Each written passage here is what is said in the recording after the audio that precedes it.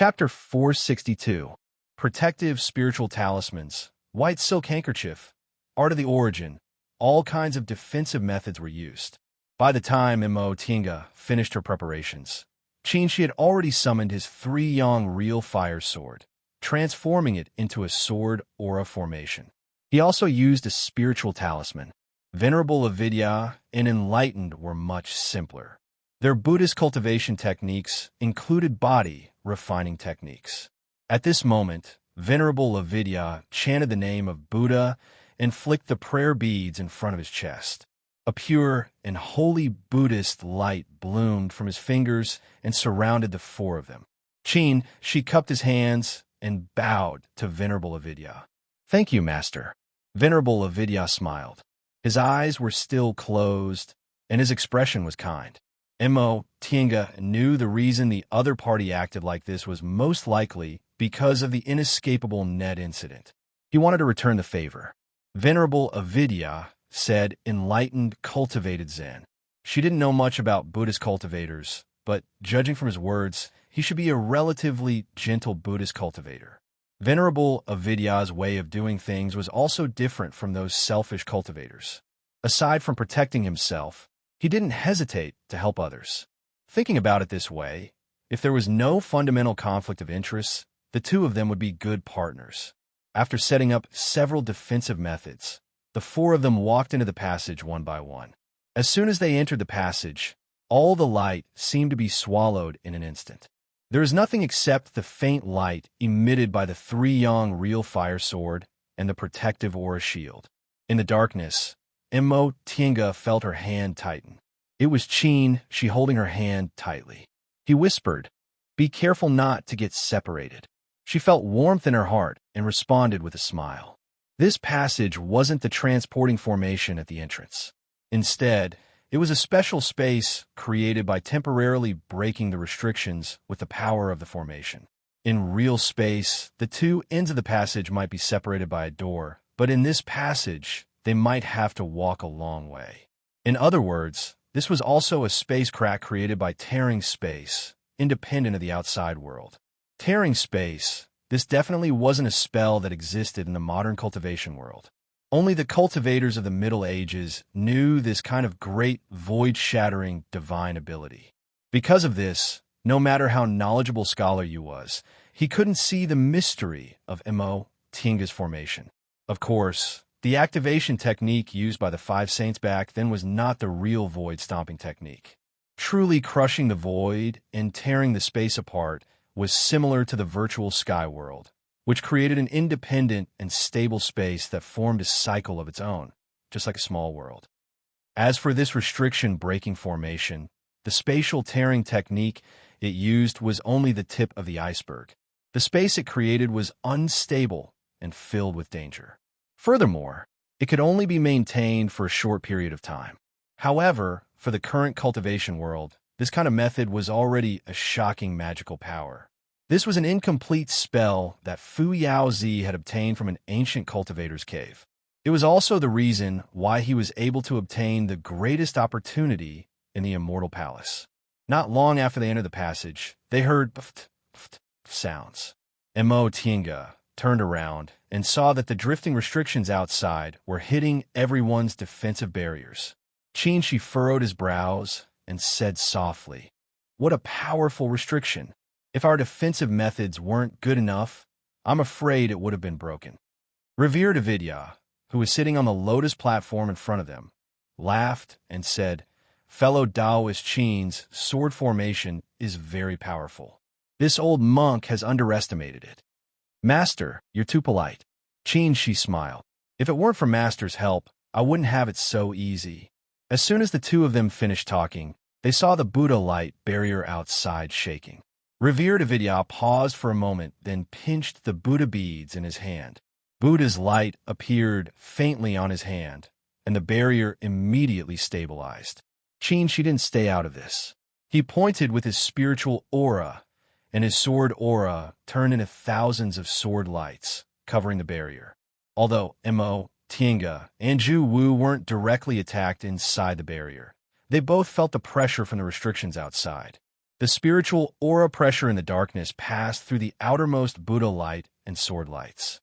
This invisible pressure directly suppressed their primordial spirits, making them unconsciously turn pale.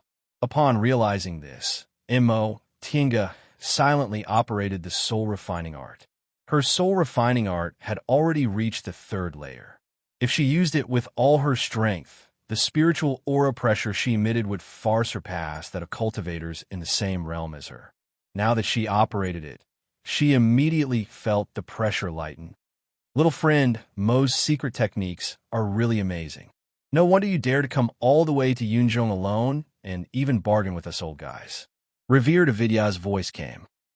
Tinga was stunned and couldn't help but feel a bit helpless. This old monk usually closed his eyes to make others think he was blind, but in the end, he didn't even turn his head. He could even clearly sense her using the soul refining art. His Buddhist name really shouldn't be Avidya. It should be Timing.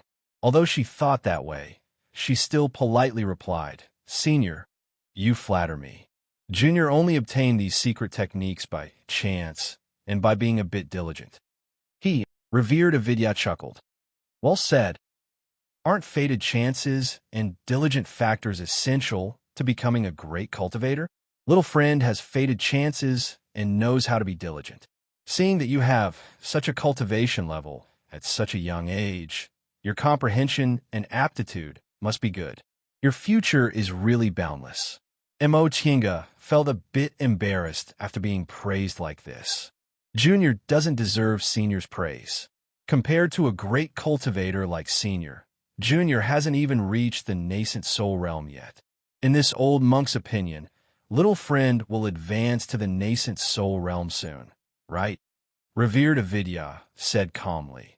Maybe before this old monk passes away, I'll be able to see little friend become a late-stage great cultivator. Today, I'll also form a good karma for the disciples of Huayan Temple. Tinga thought this Revered Avidya was really far-sighted. Although she believed she could advance to the nascent soul realm, she didn't dare to think about becoming a late-stage nascent soul cultivator.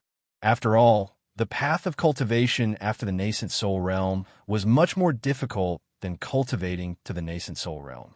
She never expected this Revered Avidya would think so highly of her and use his status as a late-stage nascent soul cultivator to form a good karma with her. It was her own mistake to overlook this. She was only a core formation cultivator, and even if she advanced to the nascent soul realm, she was nothing in the eyes of a top cultivator in the human realm like Revered Avidya. However, she had Qinshi by her side.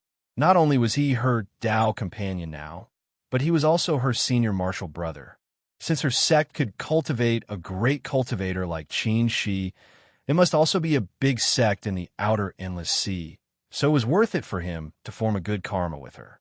After all, although Huayan Temple was a big Buddhist sect, it wasn't as rich and overbearing as Jian's sect. Master, you think too highly of my wife.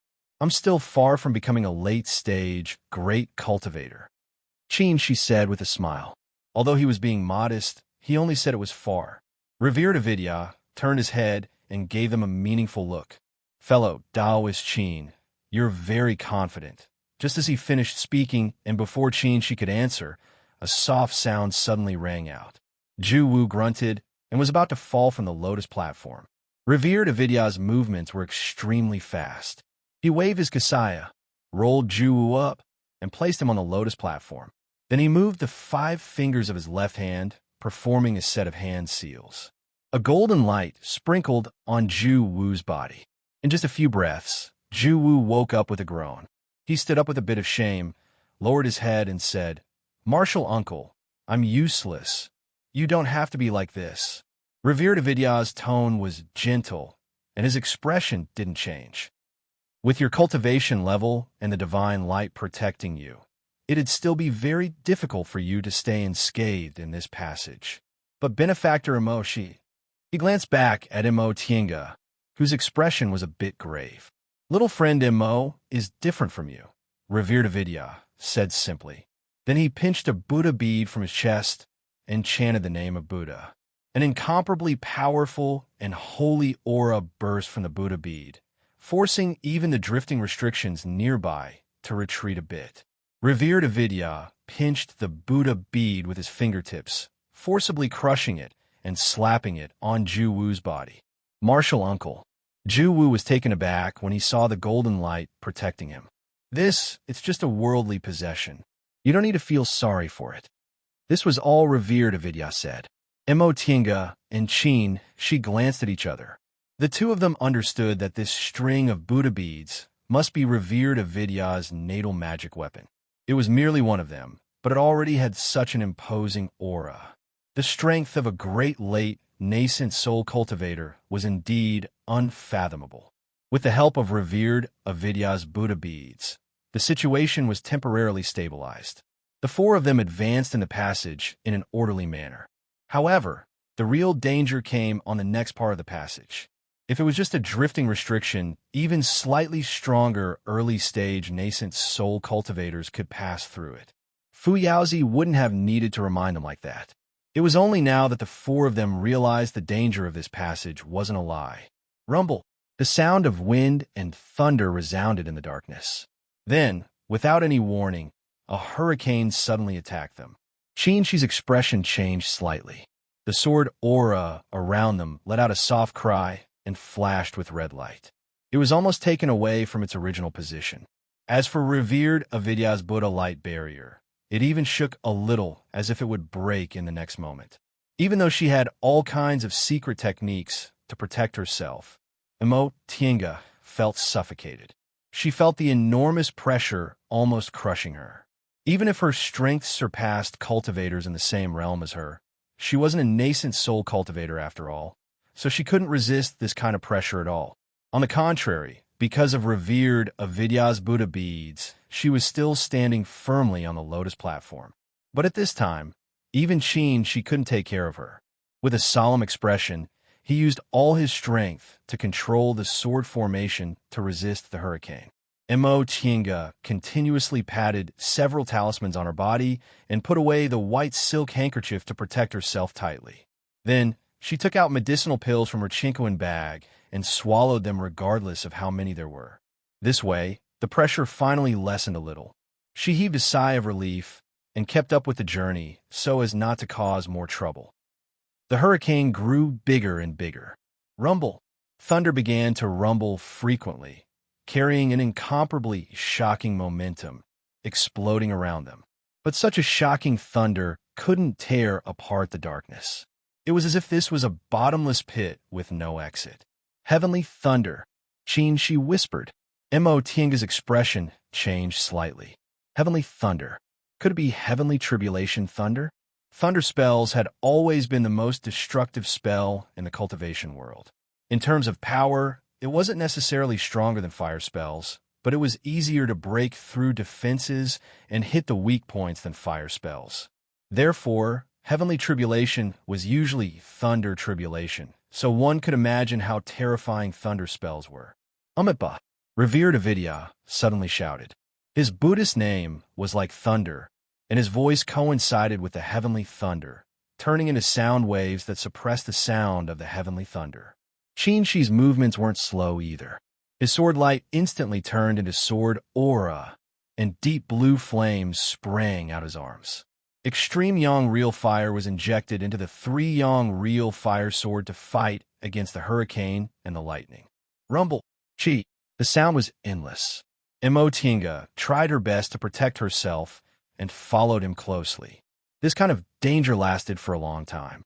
Finally, a white light appeared in front of them. In an instant, the thunder disappeared, the hurricane disappeared, and the rich spiritual aura rushed toward them. Chapter 463. Fellow Taoists, you came so quickly. Master Taoist Yuan Mu was slightly surprised to see the four of them. We were just lucky, Venerable Wuming said with a smile. His gaze swept over the people present, and his white eyebrows twitched. He asked, Fellow Taoist Yuan Mu, what's going on? The first 3 groups to enter the Immortal Palace were 6 people from Juyin's sect, 4 from Yushan Academy, and Devil Monarch Guifeng and his disciple.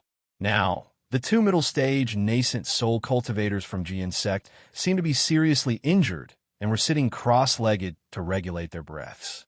Yushan Academy even lost an early-stage cultivator. Even Devil Monarch Guifeng's expression was very unsightly, especially when he saw the four of them coming out of the passage safely without any injuries. Yu Shuxing's expression turned gloomy. Master Taoist Yuan Mu also looked uneasy. He said, "I can only blame myself for underestimating the dangers in the passage. I was too careless and caused my two junior martial brothers to be injured." Mo, Tinga, and Qin, she glanced at each other and exchanged glances. The hurricane in the passage was indeed powerful. If they were careless, it was normal to get injured. Jian sect sent 2 late-stage and 3 middle-stage cultivators, yet 2 of them were seriously injured on the way to the Immortal Palace. No wonder Master Taoist Yuan Mu looked so unsightly. As for Yushan Academy, the missing early-stage cultivator probably died in the passage, and the other early-stage cultivator seemed to be seriously injured. Yu Shuxing miscalculated this time. Yushan Academy couldn't compare to Jian sect. They only brought 2 early-stage nascent soul cultivators to help. Now one was dead and the other was injured, so they were basically useless. Venerable Wuming lowered his head and chanted the name of Buddha. He sighed and said, "What a pity, what a pity. I didn't expect fellow Taoist Wuming and fellow Taoist Qin to actually work together. You two led 2 juniors and still passed the passage safely. What a blessing," Yu Shuxing said. He sounded like he was rejoicing, but he was also gnashing his teeth. Venerable Wuming naturally wouldn't get angry. He smiled and said, "Our Huayan Temple's cultivation technique is a bit weak. Fortunately, our body refining technique is pretty good." Yu Shuxing knew Venerable Wuming was right. He was in a bad mood to vent his anger, so he just snorted and no longer said anything.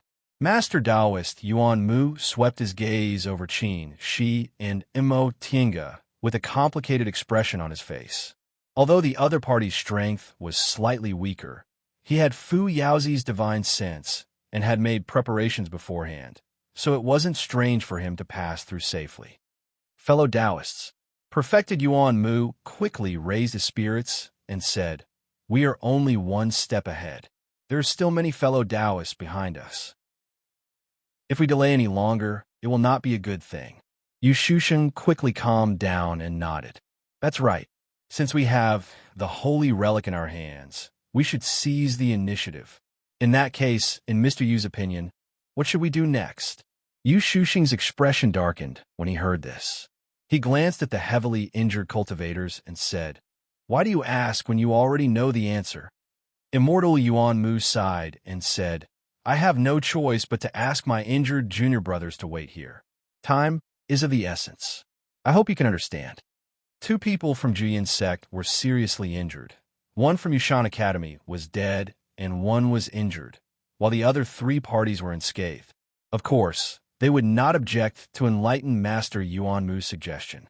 As for the 3 cultivators, although they were somewhat unwilling, they were also helpless. They were all sect cultivators and understood that the overall situation was more important. Now, they would only be a burden to their sect, so they could only give in. However, there must be a lot of fated chances in the Immortal Palace. If they looked for another path, they might have a chance. Thinking of this, a middle-stage cultivator from Jian sect reluctantly said, "Senior Marshal Brother Yuan Mu is right. This matter is of great importance. We will wait here for your good news." The understanding of his fellow disciples made enlightened Master Yuan Mu's expression lighten up. He immediately said warmly, "Junior brothers, don't be disheartened. The matter of immortal opportunity cannot be determined. It is possible for it to fall on anyone's head. No matter what, we will meet here in 3 days and leave the Immortal Palace together." "Yes, Senior Marshal Brother Yuan Mu." The cultivator from Yushan Academy also nodded at Yu Shuxing. The 3 cultivators who had been abandoned all had gloomy expressions on their faces. Although enlightened Master Yuan Mu's comfort was not unreasonable, they all knew that the possibility was too small. After making a decision, the group quickly regrouped. They had just entered the Immortal Palace, but 4 cultivators were missing. Now, there were only 4 people from Juyin's sect and 2 people from the other 4 sects, so there were only 12 people in total. Among them, 5 were late-stage nascent soul cultivators, 2 were middle-stage nascent soul cultivators, and 5 were core formation cultivators. Such a team would be very terrifying in the entire mortal realm. There were only 11 late-stage, nascent, soul great cultivators in Yunzhong. However, everyone's heart was heavy. They were forced to abandon their companions when they just entered the Immortal Palace. For them, the top great cultivators in the mortal realm who had been able to call the wind and summon the rain for 1,000 years. This was indeed a disgrace. They couldn't help but think of the 5 saints of that year. Their strength hadn't reached their peak yet, but they all retreated from the Immortal Palace unscathed. Sure enough, their talents were not just limited to cultivation. Little friend Mo enlightened Master Yuan Mu looked at Mo Tinga. You should know this route, right? Mo Tinga nodded and said, this spiritual mountain was the mountain gate of a big ancient cultivation sect, and this Immortal Palace was its base. According to Senior Fu Yaozi's guidance, there are 3 places for immortal opportunities. The first is the pill concocting room, the second is the sutra depository, and the third is the storehouse.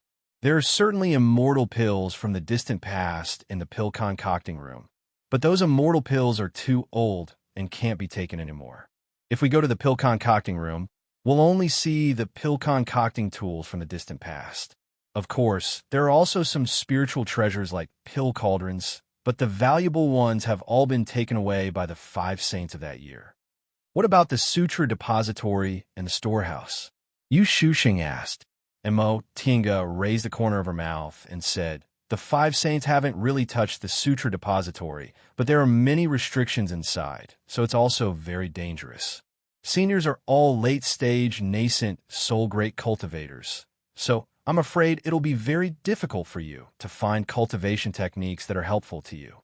Little friend Mo, you don't have to worry about this.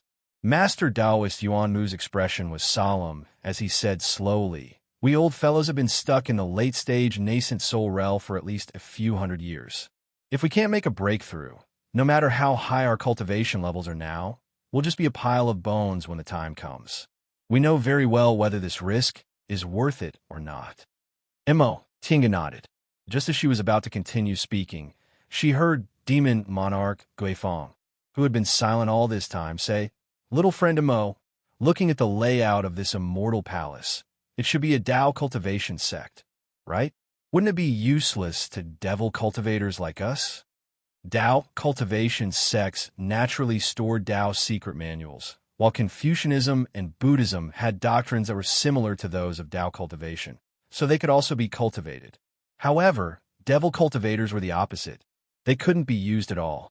Mo Tinga said, Senior Guifeng, since Demon Venerable Tian Yao could obtain fated chances from here, you can naturally do the same. A real big sect wouldn't only store their own cultivation techniques. Of course, if Senior thinks there's no need to take this risk, I have nothing to say. Entering this immortal palace was voluntary. If Demon Monarch Guifeng gave up, there would be one less person to share the benefits with, and the others would be very happy. Sure enough, Demon Monarch Guifeng said, I'm just asking. Little friend Mo, why are you so anxious? Mo Tinga smiled and continued, as for the storehouse, it's naturally the most important thing in a sect. Senior Fuyazi said that the cultivator with the highest cultivation level in this sect definitely isn't just in the deification realm.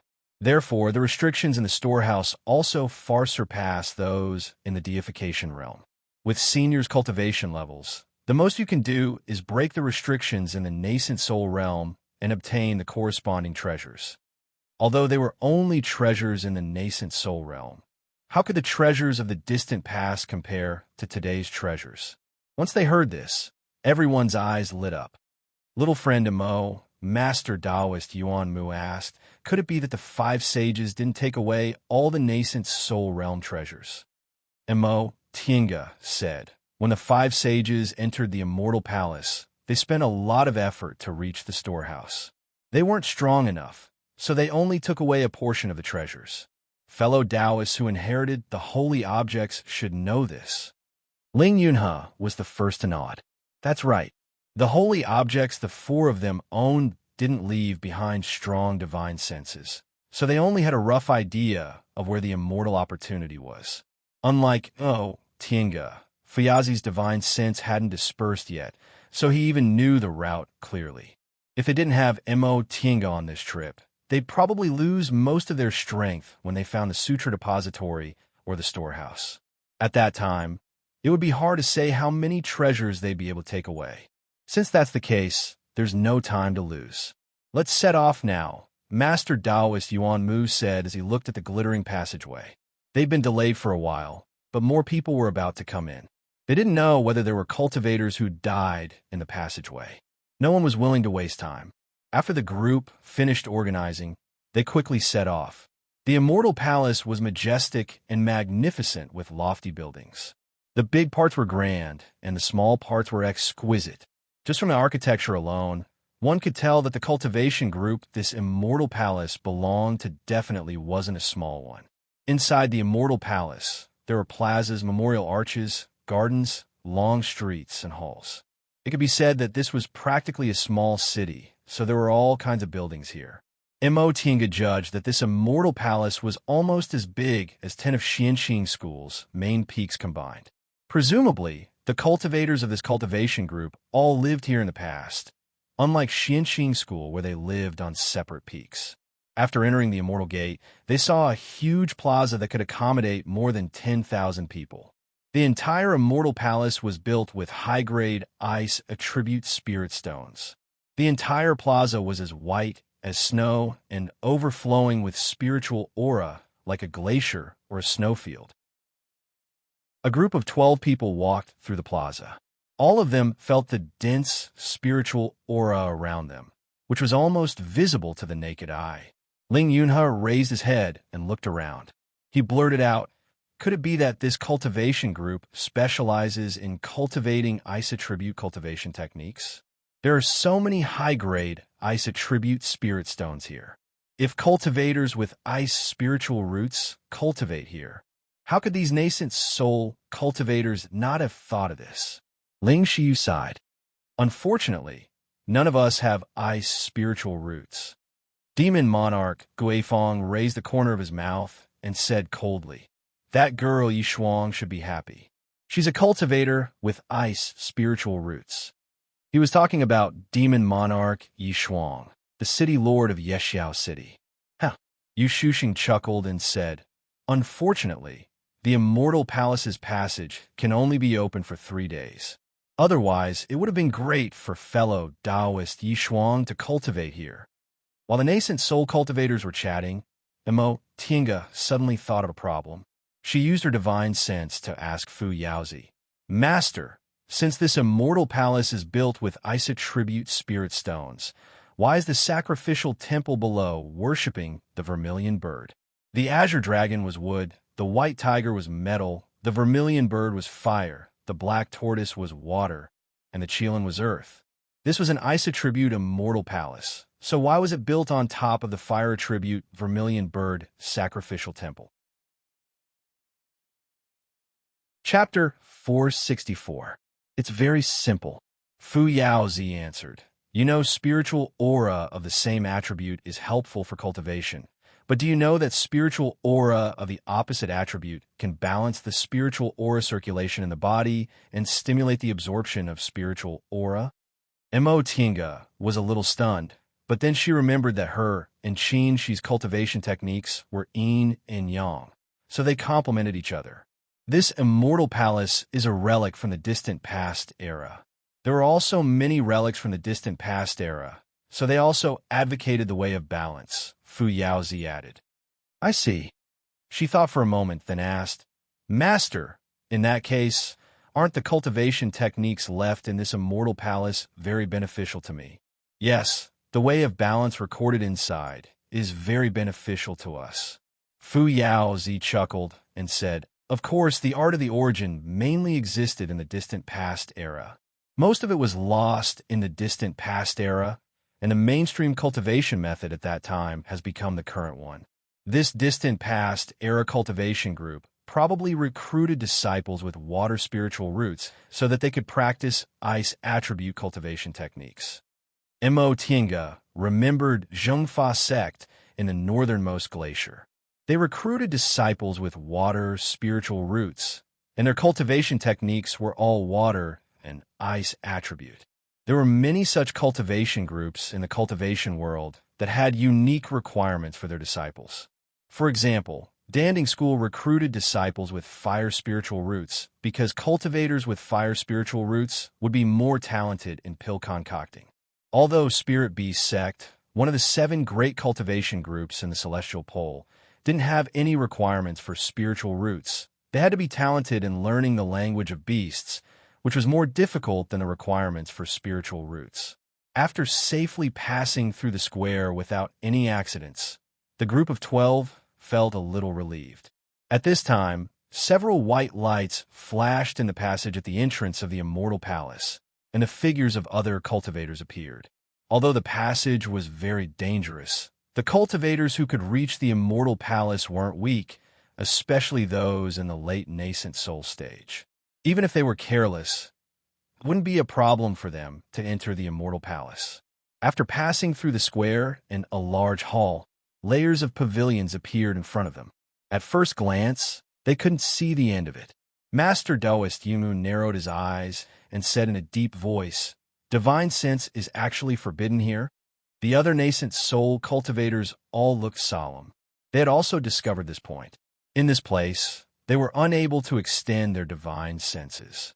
Once they extended their divine senses, they would be blocked by an invisible barrier. Ling Yunhe said, "It's not surprising that there are restrictions that restrict one's divine sense in the ancient great sections. After all, it's an important place in the sect. If everyone used their divine sense, it would be too casual." Perfected being Yuanmu nodded when he heard that. That was indeed the case. Even the Juyin sect had this kind of restriction, let alone the ancient sects. However, those above the core formation stage were not restricted. He said, "However, even after such a long time, there are no signs of weakening, as expected of an ancient restriction." Scholar Yu furrowed his brows and said, "Furthermore, even the spiritual sense of a nascent soul cultivator is restricted. I really don't know how powerful the cultivators of this sect are." Everyone else had the same thoughts, and they felt even more anticipation towards the goal of this trip. Seeing as the cultivation bases of the high-grade cultivators in this sect were unfathomable, there was a much greater chance that they would be able to attain the opportunity to reach the deity transformation stage. "Seniors, please come this way," Mo Tinga said. Perfected being Yuan Mu said politely, "Little friend Mo, please lead the way." Mo Tinga smiled, but didn't say anything. She took the lead and stepped onto the veranda. Upon seeing this, Qin shook his sleeves to protect her with a sword formation while he followed closely behind her. Logically speaking, she was only a core formation cultivator. With a late-stage nascent soul cultivator present, it wasn't her turn to be the vanguard. However, everyone else was wary of her. After all, in this small team, they were all competitors. When the time came, they might even turn against each other and become enemies in order to seize the immortal fate.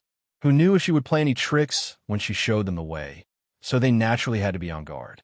After walking for a while, they bypassed a small courtyard and arrived at a garden. Suddenly, the view in front of them became clear. "Devil Aura!" Master Taoist Yuanmu exclaimed as soon as they stepped into the garden. This garden wasn't big. It should only be the private garden of an ancient cultivator. In the flower bed of the garden, there were both ornamental spiritual flowers and medicinal spiritual herbs. After hundreds of thousands of years, without the care of an owner, they had long fallen into disuse. Only a few remnants were left, growing crookedly. Although these spiritual herbs didn't grow well, the spiritual aura in this immortal palace was very rich.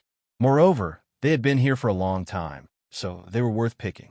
Unfortunately, there were several clouds of devil aura visible to the naked eye scattered in the garden. eroding these spiritual flowers and spiritual herbs until they lost their spirituality. This devil aura was very solid and had a strange aura, different from the devil aura scattered in any devil domain. Seeing this devil aura, everyone's gaze fell on Guifeng, demon monarch. Guifeng, demon monarch, frowned. A puzzled expression appeared on his gentle and fair face. He said, "The devil aura in this space is very strange. It seems to be much more brilliant than the devil aura we cultivate." He only said this one sentence before he shut up. "Scholar," you asked, "anything else?" Guifeng, demon monarch, glanced at him, then shook his head. "Nothing else. I've never come into contact with this kind of devil aura, so I can't explain it. On the other hand, Mr. Yu has always been erudite and multi-talented. I wonder if you've heard of him?" Scholar, you didn't know. He just shook his head and said no more. "Ha, fellow Taoists," Venerable Avidya said with a smile. This old monk realized that this devil aura seems familiar. "Oh." Master Taoist Yumu raised his eyebrows and stared at him. "Fellow Taoist Avidya, the characteristic of your Buddhist cultivation techniques is to restrain devil aura. Have you seen it before?" "In fact, everyone has." Venerable Avidya suddenly opened his eyes and looked at Qin Shi. "Fellow Taoist Qin, am I right?" Under the gazes of the 6 nascent soul cultivators, Qin Shi nodded. "Yes." Mo Tiange remembered that when she was attacked by Mei Feng, Venerable Avidya saved her. Presumably, he had a deeper impression of primordial devil aura because of that. With this reminder, Master Taoist Yuanmu immediately remembered. The devil cultivator fellow Taoist Qin killed. The expressions of the nascent soul cultivators changed. The more they thought about it, the more certain they were, and the more vigilant they looked at Qin Shi. This devil aura was so brilliant, but that middle-stage nascent soul devil cultivator was still easily killed by him. Scholar, you thought for a while and said, "No, that's not right." Although that devil cultivator's devil aura is similar to the devil aura here, it's still different. It doesn't seem to be as solid and much weaker. Fellow Taoist Guifeng, am I right? Guifeng, devil monarch, nodded. "Yes, that devil cultivator's devil aura is similar to the devil aura here, but it's not as good. It might also be because his cultivation level wasn't high enough." Master Taoist Yuanmu shook his head. Unfortunately, that devil cultivator was already killed by fellow Taoist Qin, otherwise. Although he said that, he glanced at Qin Shi. Although the devil cultivator was dead, his things fell into Qin Shi's hands, but they didn't know whether there were any cultivation techniques or the like among them. Qin Shi naturally wouldn't hand over the things he already had. He just smiled and pretended he didn't see anything. Master Taoist Yuanmu was the head of a sect and a top late-stage nascent soul cultivator, so he was embarrassed to say out loud. Seeing that Qin Shi didn't understand, he could only give up. In any case, devil techniques and the like were of no use to Jian's sect. As they talked, the group of 12 people continued to move forward. Mo Tiange was halfway there when she suddenly felt a gust of devil aura soaring into the sky, surrounding her 3 young real fire sword formation. With a bang, real fire sprang out. She only had time to take a step back, but all the nascent soul cultivators were already on guard. Refined corpses. Upon seeing the source of the devil aura, Master Taoist Yuanmu's expression changed. Inside the small parlor in the garden, several charred corpses wrapped in devil aura staggered towards them. The devil aura around these refined corpses was so thick that they couldn't see their cultivation levels for a moment. "Junior, step back." "Scholar," you shouted. He waved the folding fan in his hand and was ready for battle. Mo Tiange stepped back without hesitation, standing at the very back with Ling Yunhe and the other 3 people. How could there be refined corpses? Master Taoist Yuanmu's gaze fell on her. Refined corpses were things of the devil path. Some devil cultivators destroyed cultivators' primordial spirits, then controlled them with special techniques to make them into puppets. This was refined corpses. Compared to spiritual beasts, refined corpses were much stronger. Because refined corpses were originally cultivators, they could use magic weapons and cultivate. The higher the cultivation level of the cultivator who made the refined corpse, the more powerful the refined corpse would be. If it was a perfect refined corpse with a master who was proficient in the Tao of control, its fighting strength could rival that of a cultivator in the same realm. For example, Demon Monarch Yu Ying's divine power wasn't too outstanding, but because he had 2 refined corpses in the early stage of the nascent soul realm, no late-stage nascent soul cultivator in Yunzhong dared to underestimate his strength. Mo Tiange frowned and answered, Senior Fu Yao Zi said that there's devil aura in this space. If those cultivators died here, their corpses would be infected by the devil aura and turn into refined corpses. However, the appearance of this kind of natural refined corpse requires luck and coincidence, so the possibility is very low. Back then, they did find refined corpses in the Immortal Palace, but they weren't here. Maybe those refined corpses wandered here. Natural refined corpses. Demon Monarch Guifeng's expression changed slightly. This is indeed possible. Natural refined corpses are more difficult to deal with than man-made refined corpses. Cultivators would always lose some of their cultivation level when making refined corpses, but natural refined corpses wouldn't. Because their primordial spirits weren't artificially erased, they would even retain their previous fighting habits. As they spoke, the refined corpse was already in front of them, pouncing on Qin Shi, who was the closest to them. Qin Shi didn't dodge. This garden wasn't big, so there was nowhere to hide, even if he wanted to. He raised his hand, and a light shield suddenly appeared in front of him.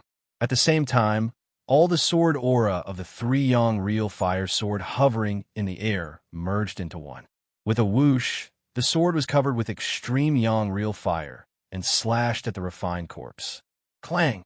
Qin Shi frowned, waved his sword, and used extreme Yang real fire to force the refined corpse back 2 steps. Then he himself retreated. These refined corpses are at least in the nascent soul realm, and their bodies are very hard. Even my sword can't cut them. Although he wasn't a sword cultivator, the sharpness of the 3 Yang real fire sword wasn't inferior to that of a sword cultivator's sword. However, when he slashed at the refined corpse just now, it unexpectedly wasn't damaged in the slightest. It only retreated because it was afraid of extreme Yang real fire. Upon hearing this, the other nascent soul cultivators' expressions changed. Master Taoist Yuanmu's gaze swept across the area. He then looked at the unending stream of refined corpses appearing in the small garden. With a grave expression, he said, Fellow Taoists, our path of retreat has been cut off. If we don't kill these refined corpses, I'm afraid we won't be able to leave. Chapter 465. All the nascent soul cultivators used all kinds of methods. Mo Tiange and the other 4 cultivators were only in the core formation realm, so they basically couldn't get involved. They could only hide at the back to avoid dragging others down. If Qin Shi wasn't here, Mo Tiange would find the scene very satisfying. A group of great cultivators was fighting in front of her, and she still had to take care of her own life. But now that Qin Shi was also among them, she felt it was dull and tasteless. Unfortunately, his strength was too low. If he wanted to help, it was best if he didn't get in the way. Of course, she wasn't idle either. It was rare to see several late-stage, nascent great cultivators fighting together. Their divine abilities were astonishing, and if he could comprehend a little of it, it would be very helpful for him to form his nascent soul. She was not the only one with such thoughts. Ling Yunhe and the other 3 were also watching intently. Although most of these refined corpses were at the nascent soul stage, the 7 nascent soul cultivators were not weak, so there was no immediate danger. Nevertheless, Mo Tiange was rather worried when she saw the spiritual aura fluctuations caused by their attacks. Although divine sense was forbidden in this place, if the spiritual qi fluctuation was too obvious, it might attract the attention of others. If other nascent soul stage cultivators came over, it would be difficult to deal with them. After all, none of them wanted to share this immortal opportunity with anyone else.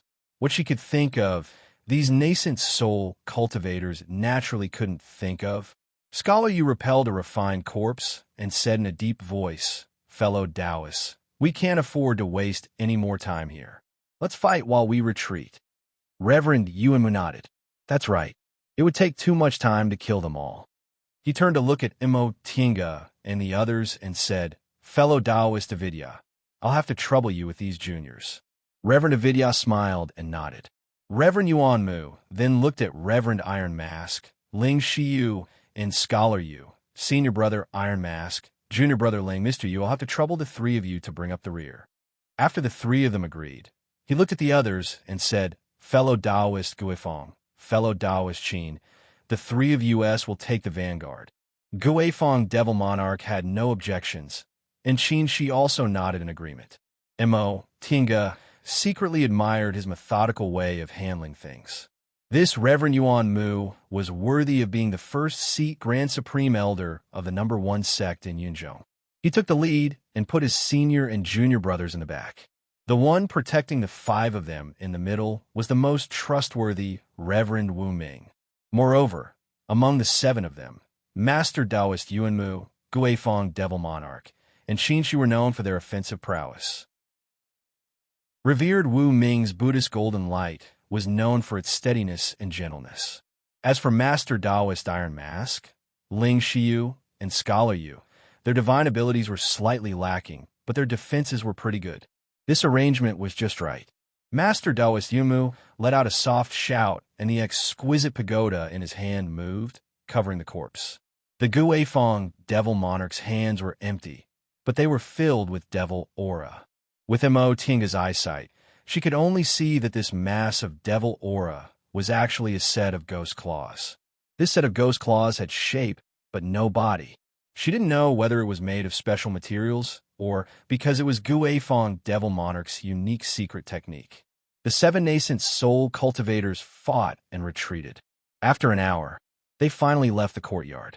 This battle didn't last too long, but it consumed a lot of their strength. As soon as these corpses smelled the breath of a living person, they would attack. Moreover, they weren't afraid of death, so they swarmed them and besieged them. It was really unbearable. Master Taoist Yuanmu glanced at them and said, "Fellow Taoists, let's take a break. Be careful in the Immortal Palace. It's better to have sufficient spiritual aura." Everyone nodded in agreement and looked for a place to rest. Qin Shi heaved a sigh of relief. He put the 3 Yang real fire sword back and found a remote corner to rest with Mo Tinga. "Here you go." Just as he swallowed a few medicinal pills, Qin Shi saw Mo Tinga quietly handing him something. "This is..." Looking at the unremarkable bead in his hand, he was puzzled. "Spirit guiding bead." Mo Tinga glanced around. Qin Shi understood and flicked his fingers, casting a soundproof barrier. "This is a treasure I found in the place where the Mo family's ancestor passed away.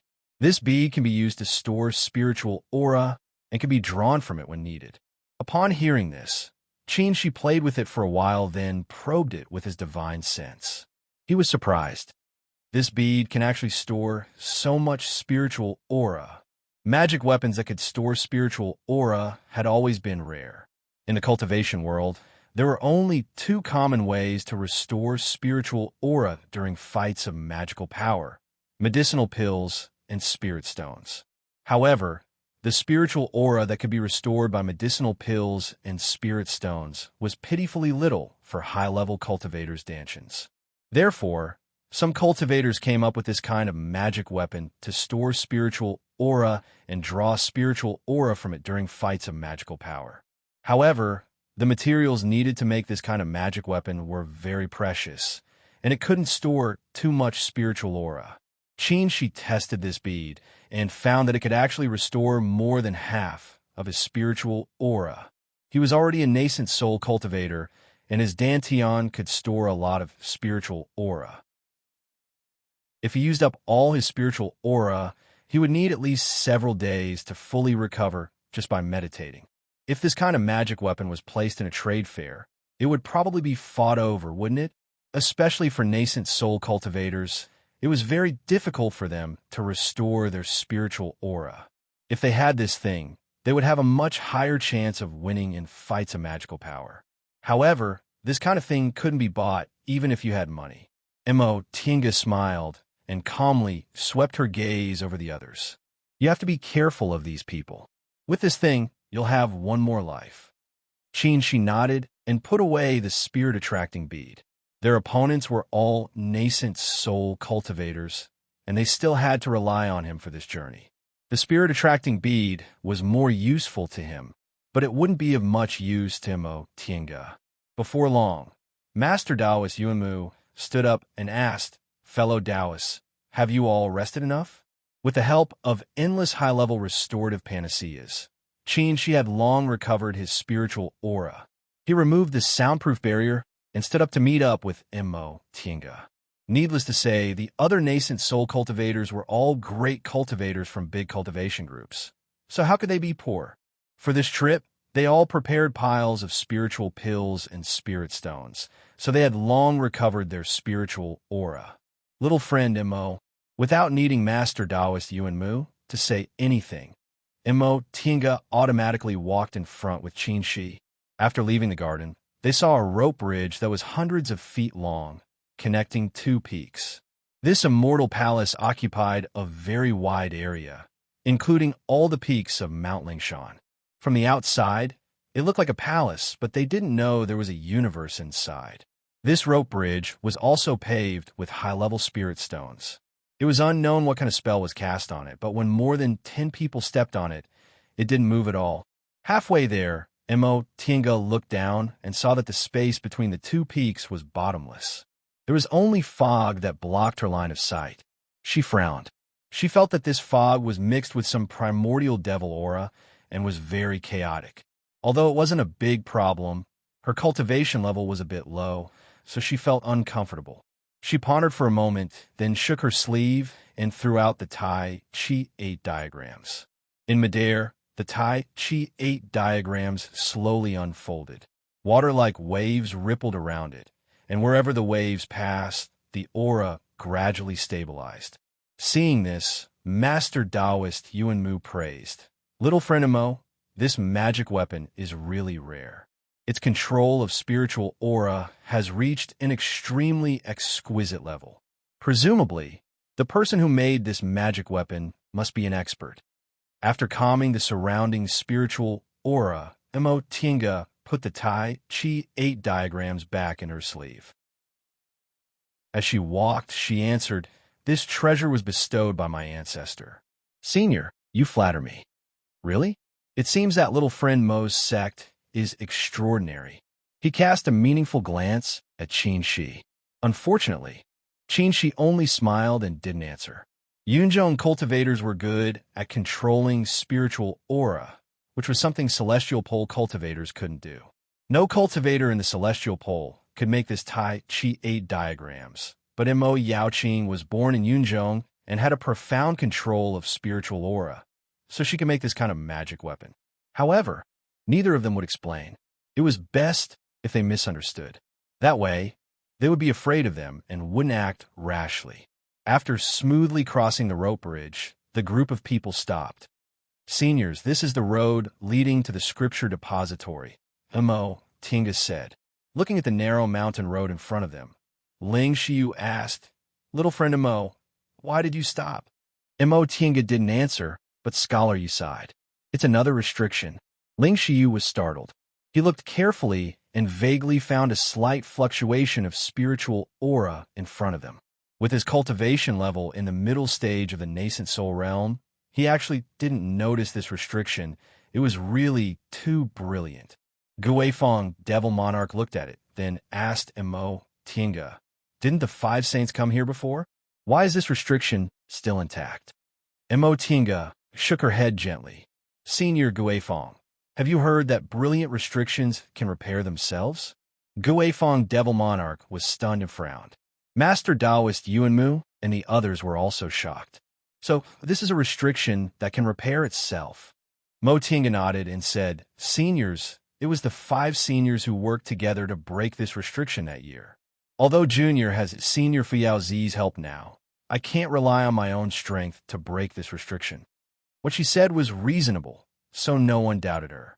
The brilliance of this restriction was something nascent soul cultivators like them had never seen in their lives. If a core formation junior could smoothly break it with the guidance of Fu Yao's divine sense, it would be too easy. After all, in the face of absolute strength, no matter how brilliant a technique was, it was useless. Scholar Yu took the lead and said, "That being the case, little friend Mo, please wait on the side." As he said that, he looked at Master Taoist Yuanmu and asked, "Fellow Taoist Yuanmu, what do you think?" Master Taoist Yuanmu frowned. After thinking for a while, he turned to Lingyan and said, "Soul-restricting bead." Lingyan understood. He took a few steps forward and offered the soul-restricting bead. Mo Tiange remembered that when she and Lingyan entered Carefree Valley, he once said that the soul-restricting bead had a restraining effect on spiritual aura and divine senses, so it could pass through restrictions unimpeded. The one he had back then was only an imitation of the soul-restricting bead. Presumably, the real thing should be even more powerful, right? Master Taoist Yuanmu stood in front of the restriction, holding the bead in one hand and making a hand seal with the other. A set of complicated hand seals was performed, and a white light flashed between his fingers. When he finished making the hand seals, he shouted softly, and the white light hit the soul-restricting bead. With a soft buzz, the soul-restricting bead lit up and shone on the restriction on the mountain path. Under the soul-restricting bead's light, the powerful but imperceptible restriction had nowhere to hide. Everyone was delighted to see this, but in the next moment, the soul-restricting bead's light flashed and eventually dimmed. This bead is indeed a rare treasure. Presumably, it's old man Guazian's work, right? Inside Mo Tiange's mind, Fu Yao's faint voice rang out. Unfortunately, if this restriction was so easy to break, how could he take on the responsibility of guarding the scripture depository in this great ancient cultivation group? Chapter 466. After losing its effect, Master Taoist Yuanmu looked gloomy for a long time. Different from Wu Ming, God-forbidding bead was a real spiritual treasure inherited from Saint Guizhan and enshrined in Juyin sect for tens of thousands of years. Although there were countless outstanding cultivators in Juyin sect in the past 100,000 years, none of their inherited spiritual treasures were more powerful than God-forbidding bead. In the end, Master Taoist Yuanmu sighed helplessly, handed the bead back to Ling Yunhe, and said, "Fellow Taoists, this restriction is extraordinary. I can't think of a solution right now." Guifeng Demon Monarch glanced at him and said faintly, "I know very little about formations, so I'm afraid I can't help in finding a way to break it. However, if there's anything I need help with, I'll do my best." Revered Wu Ming smiled and looked at Scholar Yu. "If that's the case, I can only trouble Mr. Yu." Scholar Yu nodded with a solemn expression. "I'll try my best." None of them was a professional array master. However, nascent soul stage cultivators, especially those who had spent hundreds or even thousands of years in the late stage of the nascent soul stage, were mostly proficient in miscellaneous skills. They were even more skilled than common array masters. Therefore, they didn't need to bring another array master with them. This was especially the case for Scholar Yu. He was an erudite, great scholar with profound knowledge. His understanding of the Tao of formations was even deeper, so this matter was naturally left to him. Mo Tiange felt she didn't need to show off in front of these late-stage nascent soul cultivators, so she didn't say anything and just watched. Scholar Yu took out his compass, formation flags, and other things and began to check around to determine yin, yang, and the 5 elements. Any formation, even the primordial grand formation, would be based on this, and there would be no exceptions.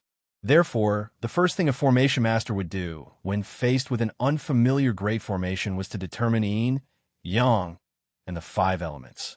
This process would take a long time, so Mo Tiange simply took out her compass and formation-breaking items to observe yin, yang, and the 5 elements. Seeing this, Zhu Wu asked curiously, "Benefactor Mo, do you also know formations?" Mo Tiange looked up and answered humbly, "I know a thing or two, so I don't dare to make a fool of myself."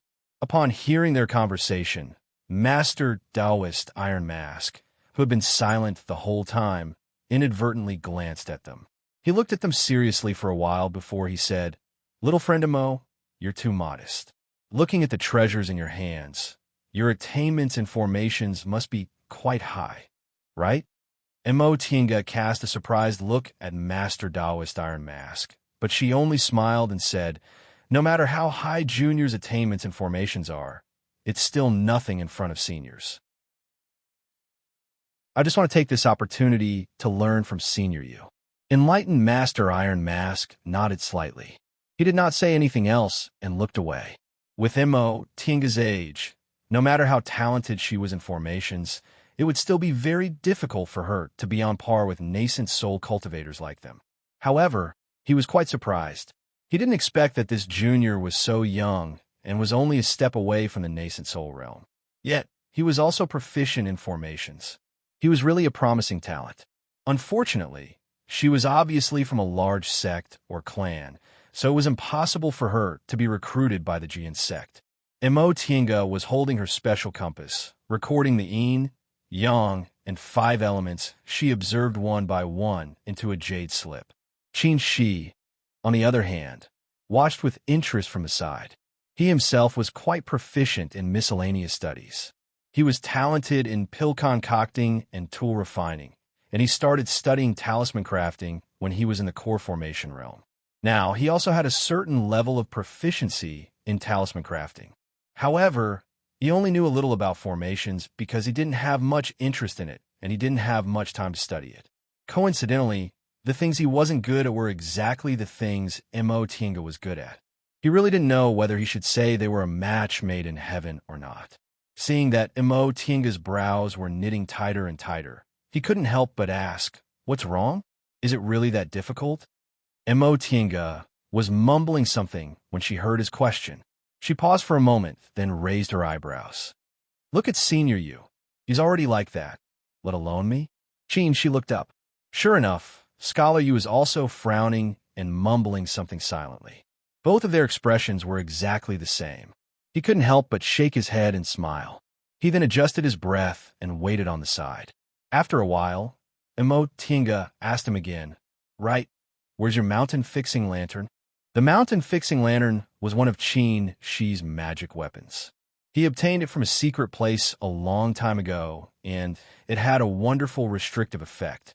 However, since even the soul-restraining bead didn't work, presumably, the mountain-fixing lantern also wouldn't have any effect, right? Although that was what he thought, Qin Shi still took out the magic weapon. "What? Is it useful?" Imo Tinga didn't answer. She took the mountain-fixing lantern and looked at it for a while, then said, "It seems this mountain-fixing lantern and this restriction use the same formation. The two of them didn't use a soundproof barrier, nor did they deliberately avoid other people." Upon hearing this voice, Scholar You suddenly turned around and stared at them. Imo Tinga didn't have time to pay attention to him. She once again probed with her divine comprehension, closed her eyes, and carefully explored the mysteries inside. After a while, she heaved a sigh of relief, then raised her head to look at Scholar You. She waved the mountain-fixing lantern in her hand and said, "Senior You, this thing might be helpful in breaking restrictions." Scholar You had long been waiting for her to say this, so he didn't stand on ceremony.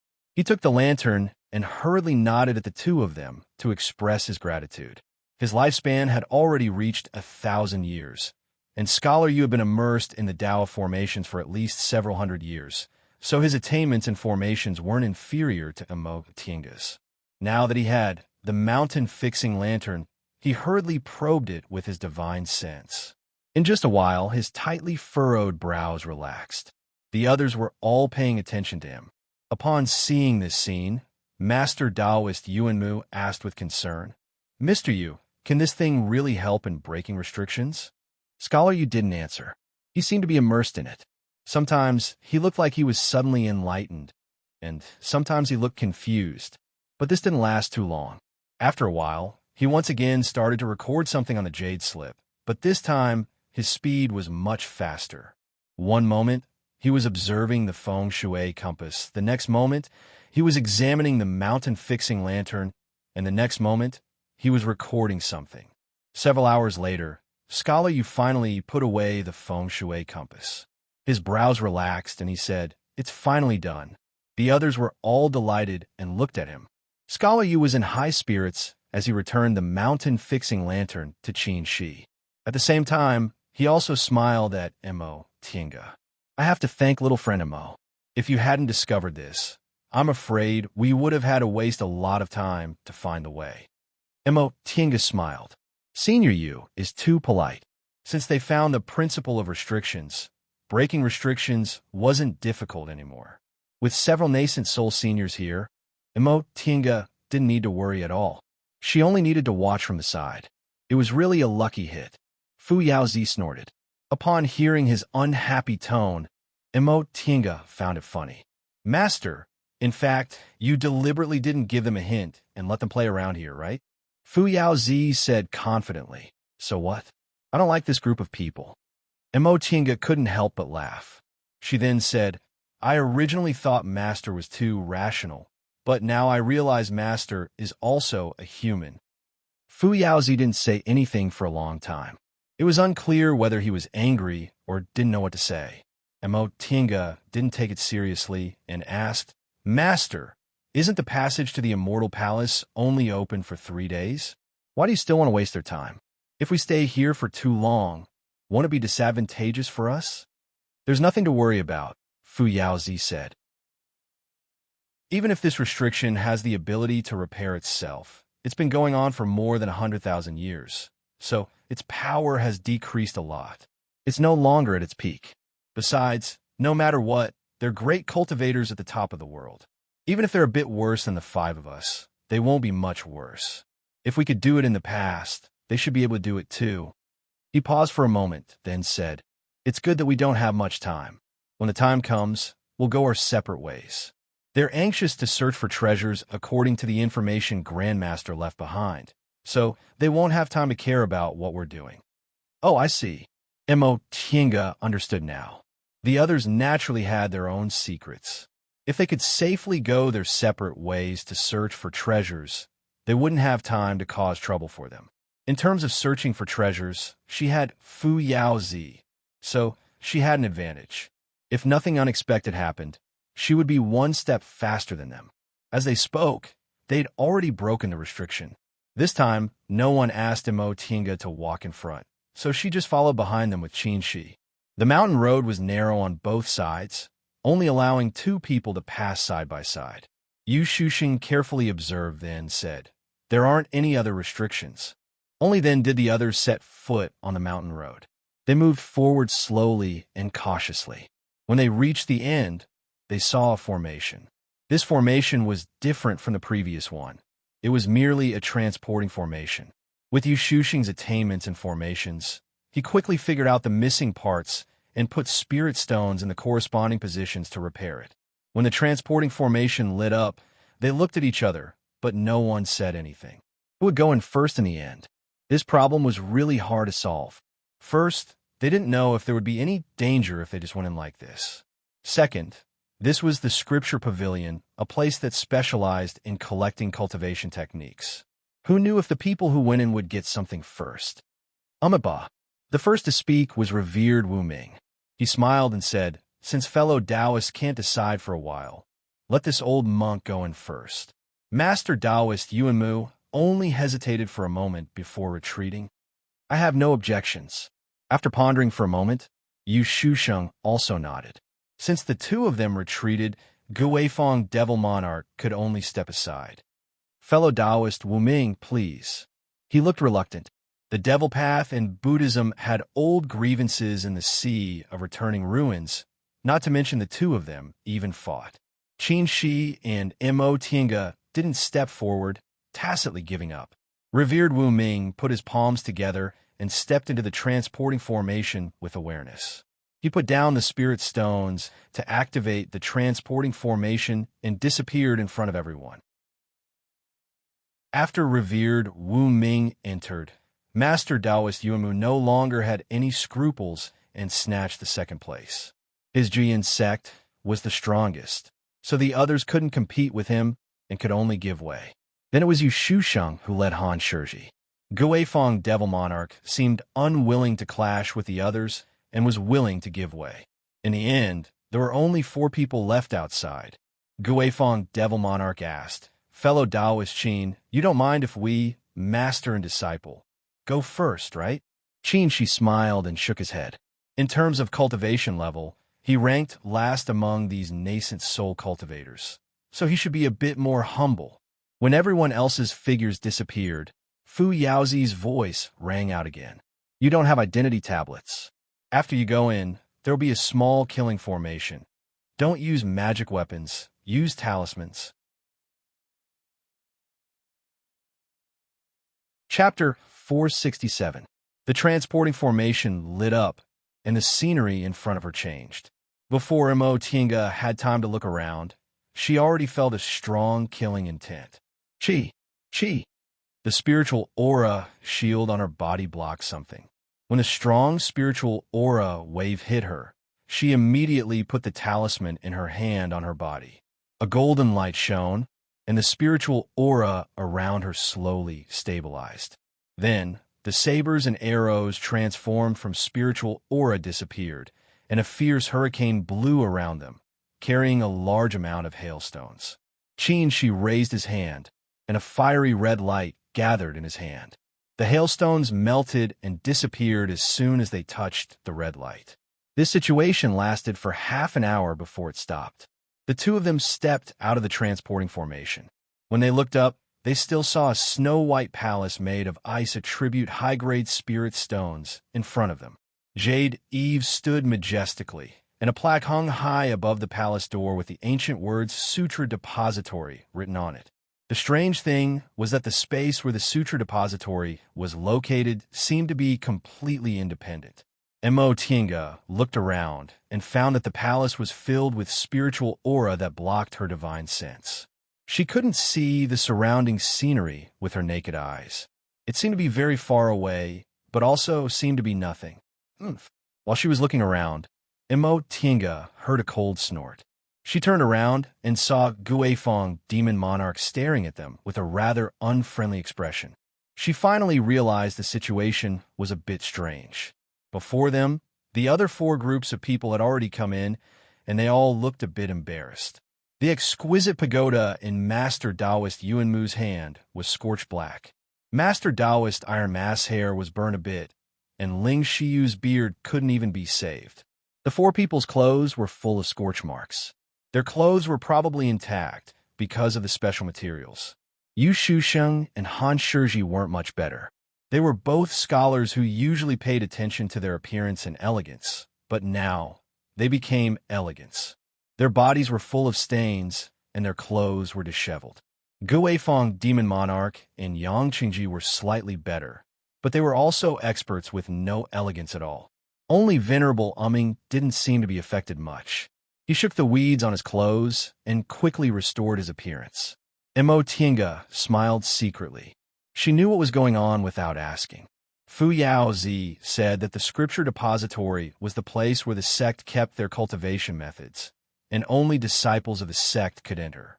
Therefore, all cultivators who entered through the teleportation array should have an identity token on them. If they had an identity card, the killing array would not be triggered, but they did not.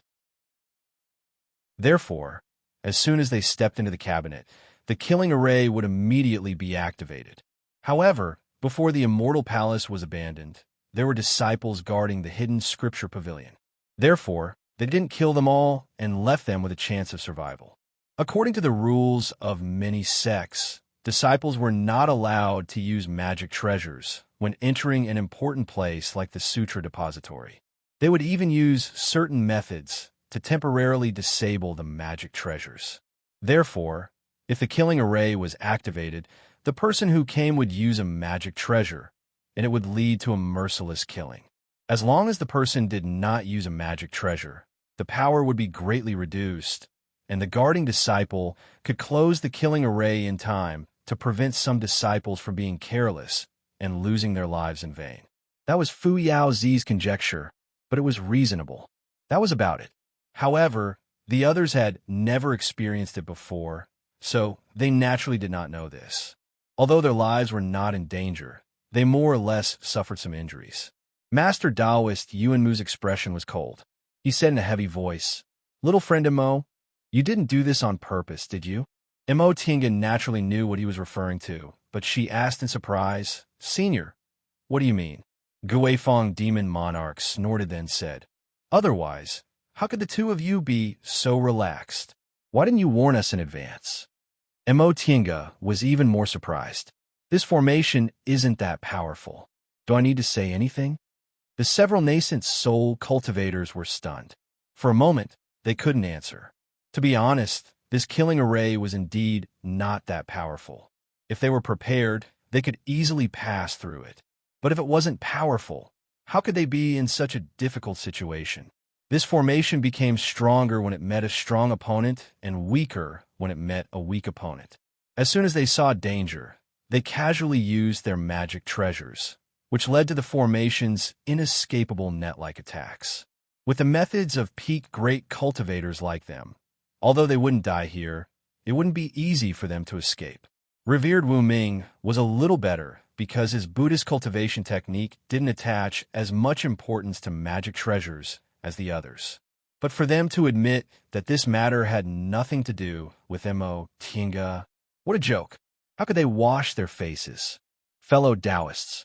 In the end, it was still Revered Wu Ming who came out to smooth things over. "We've already entered the treasure mountain. Do we still want to waste time here?" Upon hearing this, Master Taoist Yuanmu and the others' expressions finally eased. With treasures in front of them, fated chances were more important. Guifeng Demon Monarch looked at the sutra depository and asked, "Little friend Imo, are there any other mysteries here?" Imo Tinga shook her head then answered, "Senior Fu Yao Zi said we shouldn't think about the place where those top-grade cultivation techniques are stored. This distant past era group might have great ascension cultivators, so those places aren't places we can enter. As for the place where cultivation techniques below the deification realm are stored, the restrictions outside have been removed, so there's no danger there. We can act according to our own abilities." "Oh." Master Taoist Yuanmu stroked his beard then asked, "So now we can search for cultivation techniques based on our own abilities?" "Correct." Master Taoist Yuanmu and Master Taoist Iron Mask exchanged glances, then looked at Scholar Yu and the others. "That being the case, let's go in."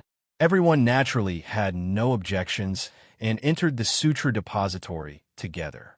No one had taken care of it for at least more than 100,000 years, so this palace was actually a bit dilapidated.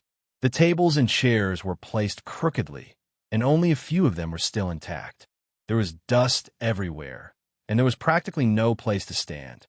However, because of the rich spiritual aura here, it appeared to be full of immortal aura and didn't look dilapidated at all. Everyone raised their heads to look around. The hall of the Sutra Depository was extremely spacious, more than enough to accommodate several hundred people. There were tables and chairs in the front, which should be where the disciples in charge of the Sutra Depository sat. In the center of the hall, there were decorative sculptures and furnishings. After a cursory glance, they realized they weren't magic weapons, so they skipped over them. In addition, there were several transporting formations lined up side by side at the bottom. These transporting formations were still in good condition. They didn't know whether they'd always been well-preserved or whether they were restored by Senior Five Saints. But they were dim, so their spirit stones must have been used up. According to the records on the jade slips in the administration office, these transporting formations all led to places where cultivation techniques were stored. However, the categories were slightly different. They were respectively 5-element spells, cultivation techniques, martial cultivation path, miscellaneous studies of pill-making and tools, and notes on experiences. As for which one was which, it wasn't clearly written. Everyone looked at each other. Master Taoist Yuanmu was the first to speak. "Little friend Imo, there's nothing to pay attention to here, right?" Imo Tinga shook her head. "There are protective restrictions inside. It doesn't matter even if we enter the wrong one." Master Taoist Yuanmu nodded. The Sutra Depository was an important place of the cultivation group. When the cultivation group existed, there were naturally disciples guarding it. As long as they touched the restrictions, they would be discovered. But now that this immortal palace was already abandoned, no matter how they touched it, no one would come to drive them out. It was fine as long as there was no danger. Then we're free to do as we please. Ling Shiyu asked. Wait. Scholar Yu spoke up to stop them. Fellow Taoists, we've been working together all this way. Now that the fated chance is right in front of us, shouldn't we come up with some rules? Guifeng Devil Monarch asked in a heavy voice. Fellow Taoist Yu, what do you mean? Nothing, Scholar Yu said faintly. But I'll say the ugly words first. Although we're collaborators now, none of us can completely trust each other.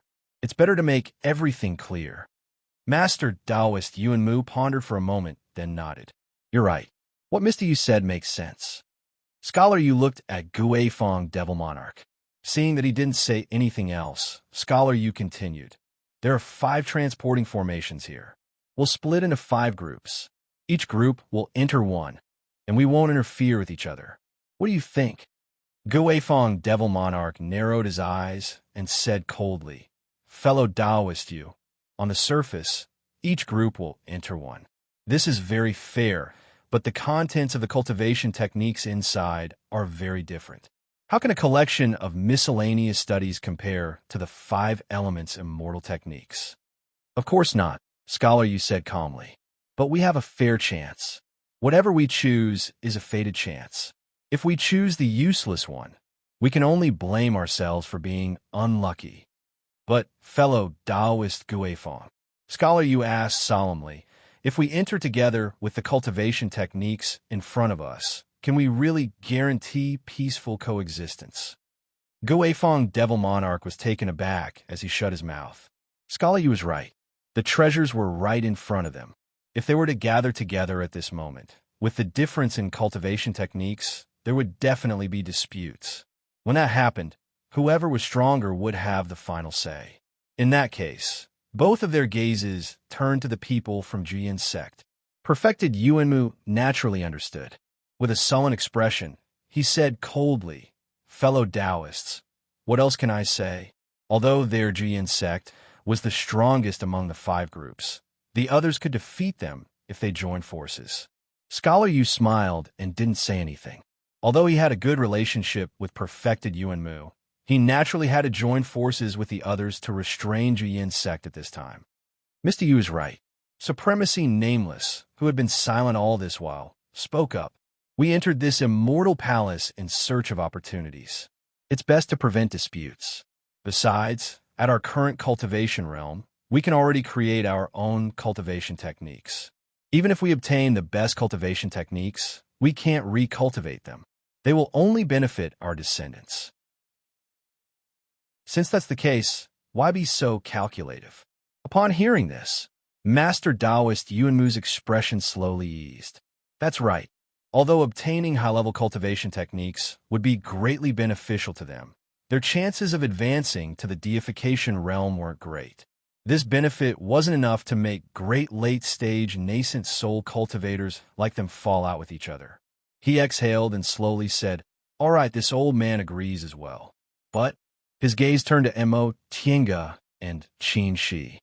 Have you forgotten that little friend Mo is an exception?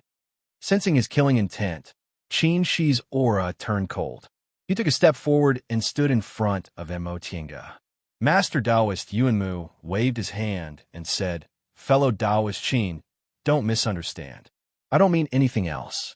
It's just that we don't know which library these transporting formations lead to. But little friend Mo has the help of senior Fu Yao Zi's divine sense, so, Mo Tiange chuckled and said lightly, What's so difficult about that? Either we draw straws or you guys choose first. Isn't that enough? Chapter 468.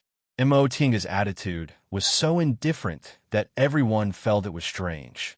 Late nascent soul cultivators didn't mind, but she was only in the core formation realm. Although she was only a step away from the nascent soul realm, this step was like heaven and earth. How could she not care about the cultivation technique inside? But since she proposed this, no one objected because they felt they couldn't find any fault with it. Drawing lots was inevitable to lose the demeanor of a late nascent soul cultivator. In the end, everyone randomly chose a transporting formation. Repairing the transporting formation wasn't too difficult for the nascent soul cultivators. It only took them a little time to repair the relatively intact transporting formations, put spirit stones in them, and teleported into them. It was only after everyone else impatiently left the transporting formation that Tinga slowly put down the last spirit stone, then pulled she towards the transporting formation. A white light flashed, and in an instant, the two of them appeared in a strange room. This was a spacious hall, slightly smaller than the hall outside. On the top of the hall, there was a huge bead floating in the air, shining with a bright but gentle light, illuminating the windowless hall as if it were daytime. Inside the hall, there were neatly arranged purple-red bookshelves, emitting the fragrance of spirit wood. All kinds of books and jade slips were placed on the shelves, and there was a faint restrictive light on the surface of the bookshelves, which blocked divine sense. Tinga looked up and said casually, "This bead is good. It's been so many years, but it's still shining. If we take it back, it'll be much better than moonstones." "Don't even think about it," Fu Yaozi said. "This bead is directly connected to the spirit vein here, which is why it hasn't been extinguished for more than 100,000 years. It'll be a waste if you take it." Tinga wiped her sweat. She was just thinking about it casually. She sensed for a moment and didn't find any offensive restrictions around them. Feeling relieved, he turned around and asked, "Tinga, what are you planning? Which stacks are we in?" Tinga showed a bitter smile and said, "Do you think I did it on purpose? In that situation, what else could we do but retreat? They're all stronger than us." She was silent. If they really fought, he didn't think he was much worse than those late nascent soul cultivators. However, those people had lived hundreds or thousands of years longer than him and had rich experience in fights of magical powers. He wouldn't be able to gain an advantage. However, it's really not a big deal. She smiled and said, "Of the 5 book vaults, choosing the first 2 would be a great advantage, but we don't lack cultivation techniques. No matter which one we choose, we won't lose anything." She thought about it and agreed. Both of their cultivation methods were inherited from the ancient times and even the primordial era, although they didn't have the content of the soul formation stage. With their special constitutions, it wasn't practical for them to change to other cultivation methods. It was better to cultivate to the late nascent soul realm and create their own cultivation methods. Tinga didn't immediately check the bookshelves. Instead, she turned around and laid a formation next to the transporting formation they just came from. This array was no ordinary trapping array. It was a killing array that was listed as one of the 10 most vicious arrays in the Xuanji Array book. Even if a nascent soul cultivator were to enter, he would not be able to escape unscathed. She was not the only one who did this. The first thing the others did after entering the library was to set up defensive measures, lest someone went back on their word and followed them with malicious intent. While she was laying the formation, she walked forward and took a book from the purple-red bookshelf in the front. The books on this bookshelf were the lowest level aura refining cultivation techniques. Sensing their cultivation levels, the restrictions on the bookshelf didn't activate, allowing them to take the book away. Rudimentary pill concocting? She opened the book and looked up with a smile. "It seems we didn't get a good draw, but it's not necessarily a bad thing. Spells of the 5 elements, cultivation techniques, martial cultivation path, miscellaneous knowledge of pills and tools, and notes on experiences. Among these 5 categories, the book vault, containing spells of the 5 elements and cultivation techniques, was naturally the most valuable. Spells of the 5 elements were used in fights of magical powers, and cultivation techniques were related to the most fundamental cultivation and advancement, but the others weren't completely useless. Martial cultivation was a branch of cultivators. It was once glorious in the Middle Ages. Many Middle Ages sects had complete martial cultivation techniques, including sword cultivation, body cultivation, and so on. The value of this book vault was slightly lower than the other 2, but it was still quite useful. In the eyes of martial cultivators, this book vault was the most valuable. As for the other two categories, they seemed to be the least valuable at first glance, but they also had a chance to win the big prize. For example, Notes on Experiences, which recorded strange things in the cultivation world, illustrated books on spiritual treasures and cultivation experiences of cultivators. If one could find a way to advance to the deification realm from these books, its value was likely to surpass the other two. As for miscellaneous knowledge of pills and tools, it might be dispensable for other people. This was because many of the spiritual plants and objects that existed in the Middle Ages were already extinct today. Without raw materials, even if one knew the methods of pill concocting and tool refining, one couldn't cook a meal without rice. This was also the reason why many ancient pill recipes lost their value. In this book vault, perhaps the valuable books were the ones that recorded talisman techniques and formations, but these were all side paths and were of no help in advancing to the deification realm. However, these were all relative to other people. For the two of them, it was completely different, because Enchanting had the virtual sky world. There were many extinct spiritual plants in the virtual sky world. Because of the lack of pill recipes, Enchanting could only let them grow and die on their own and couldn't use them.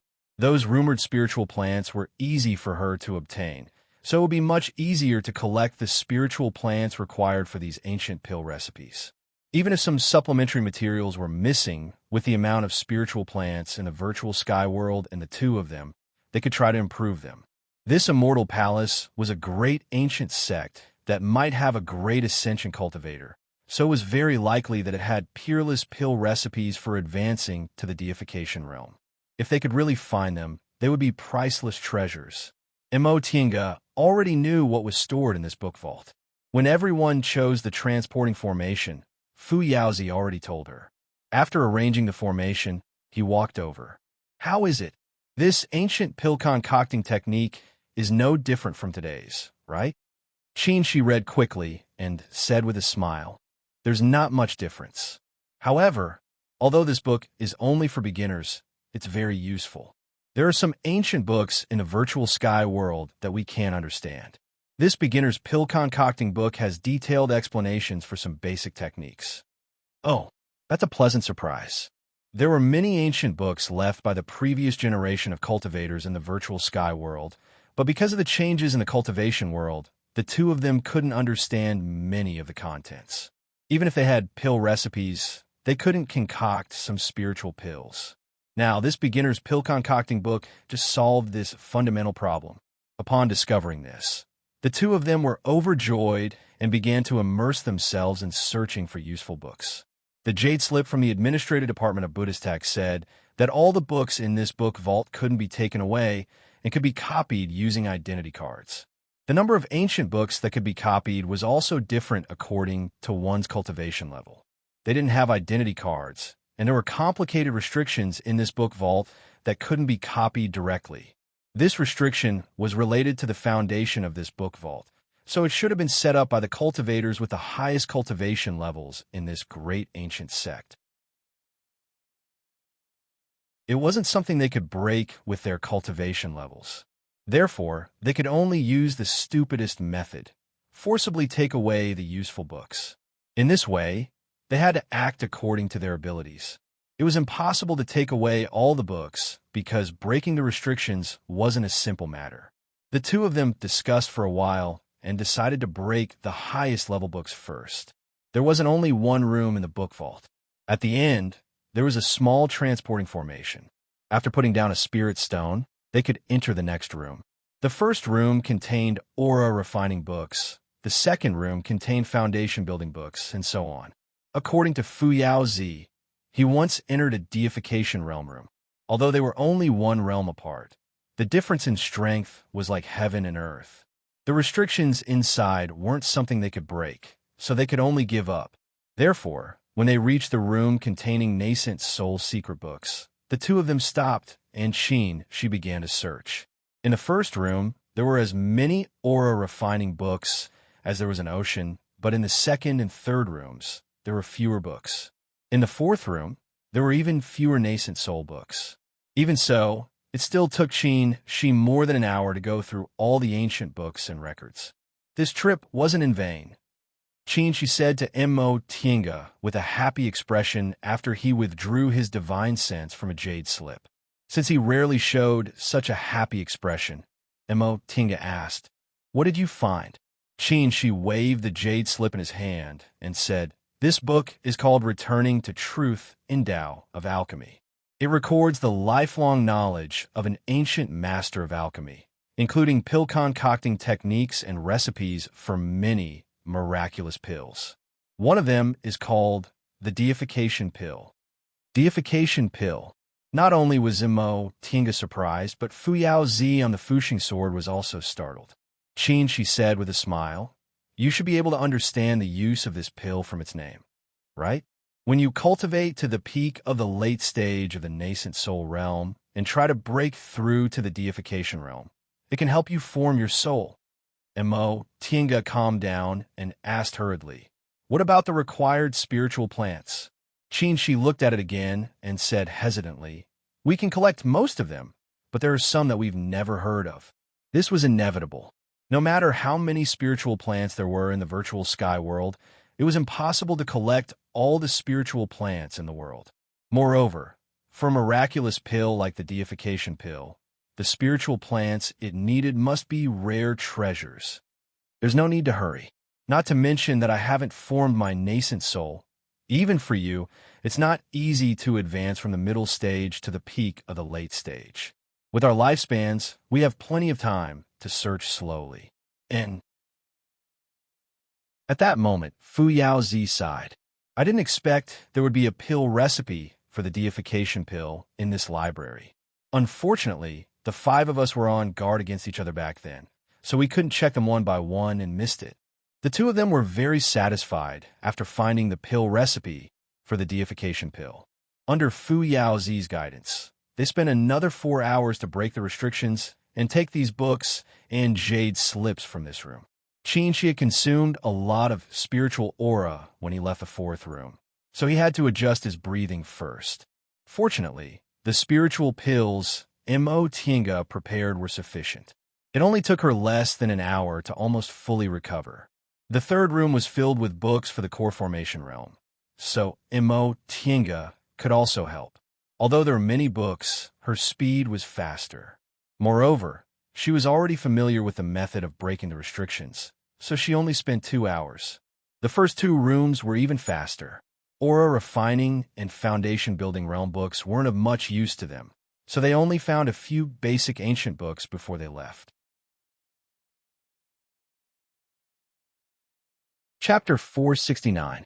When they came out of the library, the hall was empty without a single person. This palace was extremely vast, with many buildings and complicated paths. Coupled with the overflowing primordial devil aura, it wasn't easy for others to find the scripture pavilion. It didn't take long for their group to reach this place. Mo Tienga and she had only stayed in the library for about 6 to 8 hours.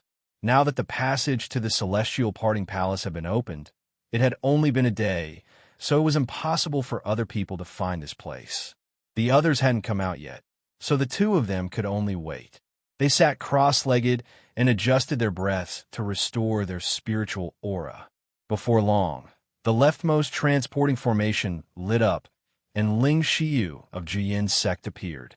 He was surprised to see the 2 people meditating on the side. "Fellow Taoists, you came out so early?" Seeing people coming out, the 2 of them stood up. She said, "It's fellow Taoist, Ling. What's wrong? You're done too?" Ling Xiu nodded and calmly threw a talisman into the transporting formation. After a while, the others also appeared in the hall through the transporting formation. Mo Tienga saw this and secretly curled her lips. The people of Jiyin's sect were really cautious. Ling Xiu's move was obviously because he was worried someone would set up an ambush outside. So he came out to check the situation first and only informed the people behind him to come out when there was nothing wrong. Among the 4 of them, Ling Yunhe was the most important. His cultivation level was low, and he was the master of the holy object, so no accident could happen to him.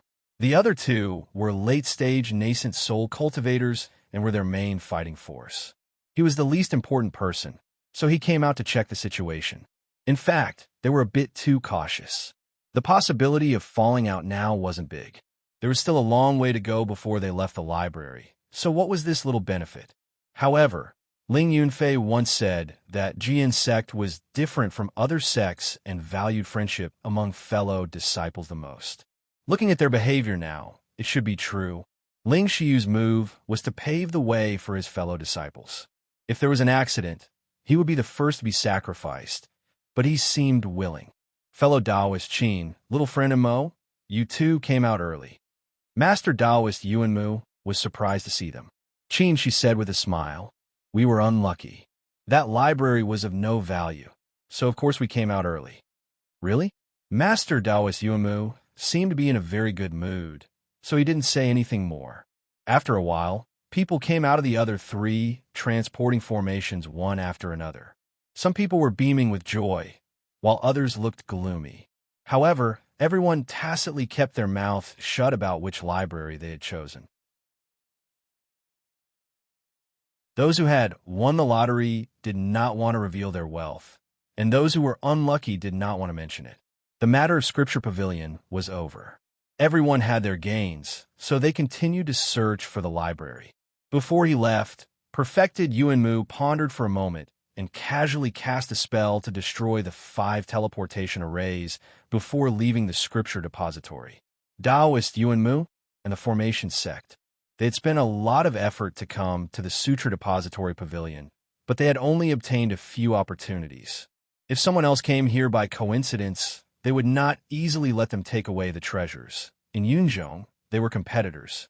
On the way back, the Ghostcraft Demon Lord suddenly asked, what happened to Mount Numinous back then? Soul the Lin Soul, Emperor with Realm, he with S Mountain with nascent Ling with nascent's Cultivators Sect. Space cracks like this weren't the only place in the world, but it was rare to find a place as vast as Spirit Mountain that contained an entire sect. Moreover, this mountain was obviously the base of a big sect. Judging from its size, it had at least tens of thousands of disciples.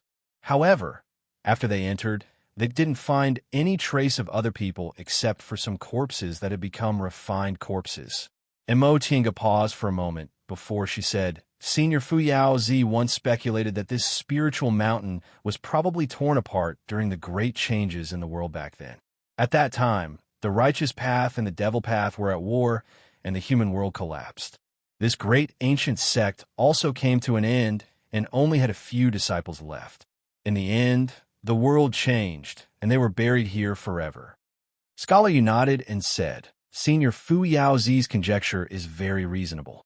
Only a powerful force from the upheaval of heaven and earth could tear apart such a huge spirit mountain. At this point, he lightly tapped the folding fan in his hand and looked worried. He sighed and said, Look at this immortal palace on Spirit Mountain. Back then, this great ancient sect was so prosperous, but after the world changed, it turned into a dead city in the blink of an eye. In the eyes of the cultivators of this sect, we, the so-called top great cultivators, are insignificant. If we encounter the same thing one day, we'll be like ants, unable to even struggle. In the end, Scholar Yu's voice became so soft that it was almost inaudible. Among them, which one of them didn't go through hardships to cultivate to the late stage of the nascent soul realm? In the eyes of the world, they were unreachable great cultivators in the late stage of the nascent soul realm who had the ability to move mountains and drain seas. However, in front of the laws of heaven and earth, they were nothing more than ants, so insignificant that they weren't even worth mentioning. Influenced by Scholar Yu's tone, the great cultivators all fell silent. Everyone carried their own thoughts and walked forward in silence. Inside this immortal palace, there were restrictions laid by unimaginably high-level cultivators and primordial devil aura that leaked out of nowhere. If they just walked inside, it wouldn't be too dangerous. After all, this was a sect, not some dangerous place. The group of 12 people followed Mo Tinga for another half a day. They gradually left the pavilion and entered the mountain. When they could no longer see the pavilions, Mo Tinga finally stopped. Seniors, we've arrived. Upon hearing her voice, all the cultivators looked up with puzzled expressions. When they looked up, there was only an ordinary mountain wall in front of them. There were no buildings or traces of formations. However, with his experience in the Sutra Pavilion, Scholar Yu didn't immediately make a conclusion. Instead, he took out a formation plate and very carefully examined it before he turned to the others and said, "It's an illusory formation." Upon hearing this, the others' expressions became solemn. They could more or less see some clues about the restrictions in the Sutra Pavilion, but this illusory formation, even with their cultivation levels, they couldn't sense it at all. How could they break it? Scholar Yu looked troubled. After thinking for a long time, he still couldn't think of a way to break it, so he could only turn his gaze to Mo Tinga. Little friend Mo, Senior 5 Saints once broke this illusory formation. Presumably, Senior Fu Yao Zi knows how to break it. Little friend Mo, please consult Senior Fu Yao Zi. Mo Tinga naturally had no reason to refuse this request. If she couldn't break this illusory formation, she wouldn't get any benefits. After Mo Tinga nodded in agreement, she stopped talking. Everyone knew she was communicating with Fu Yao Zi, so they all waited quietly.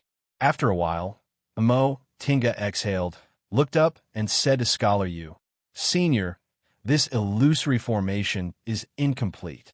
"Oh," Scholar Yu was surprised. "We can't see through this illusory formation at all. It's actually incomplete?" If that was the case, didn't that mean Senior 5 Saints' attainments and formations far surpassed theirs? Senior Fu Yao Zi said this illusory formation was set up by an expert from this great ancient sect. If it was complete, we wouldn't be able to see through it. However, when Senior 5 Saint came here, he found that this illusory formation already had a loophole after a long time, so he discovered the existence of the storehouse. Hearing this, the others looked happy. It would have been fine if they didn't know about it, but now that they knew there was a storehouse here, they couldn't enter it. It was really like entering a treasure mountain only to return empty-handed. That would be too depressing. But before Scholar Yu could speak, Mo Tinga continued. "Before we open the illusory formation, I'm afraid there are some things I have to clarify with seniors." Master Daoist Yumu narrowed his eyes and said in a deep voice, "Little friend Mo and Senior Fu Yao Zi, please don't hesitate to state your conditions." At this time, with such a tone, the people present weren't fools, so they already understood what she wanted to say. After entering the storehouse, there would almost certainly be friction between them. At that time, those who were weaker would suffer some losses. Mo Tinga, on the other hand, had offended them before. Now, although there were nascent soul cultivators by her side, her strength was inferior to theirs, so she naturally had to make a plan for herself. Of course, if her request wasn't too excessive, the great cultivators present wouldn't disagree. After all, she had put in a lot of effort along the way. If it wasn't for her, it would have been very difficult to find the scripture pavilion and the storeroom within 3 days. Mo Tinga said with a smile, "Seniors, I'm afraid you don't know, but this storehouse is a space-tearing technique. There's an independent space inside."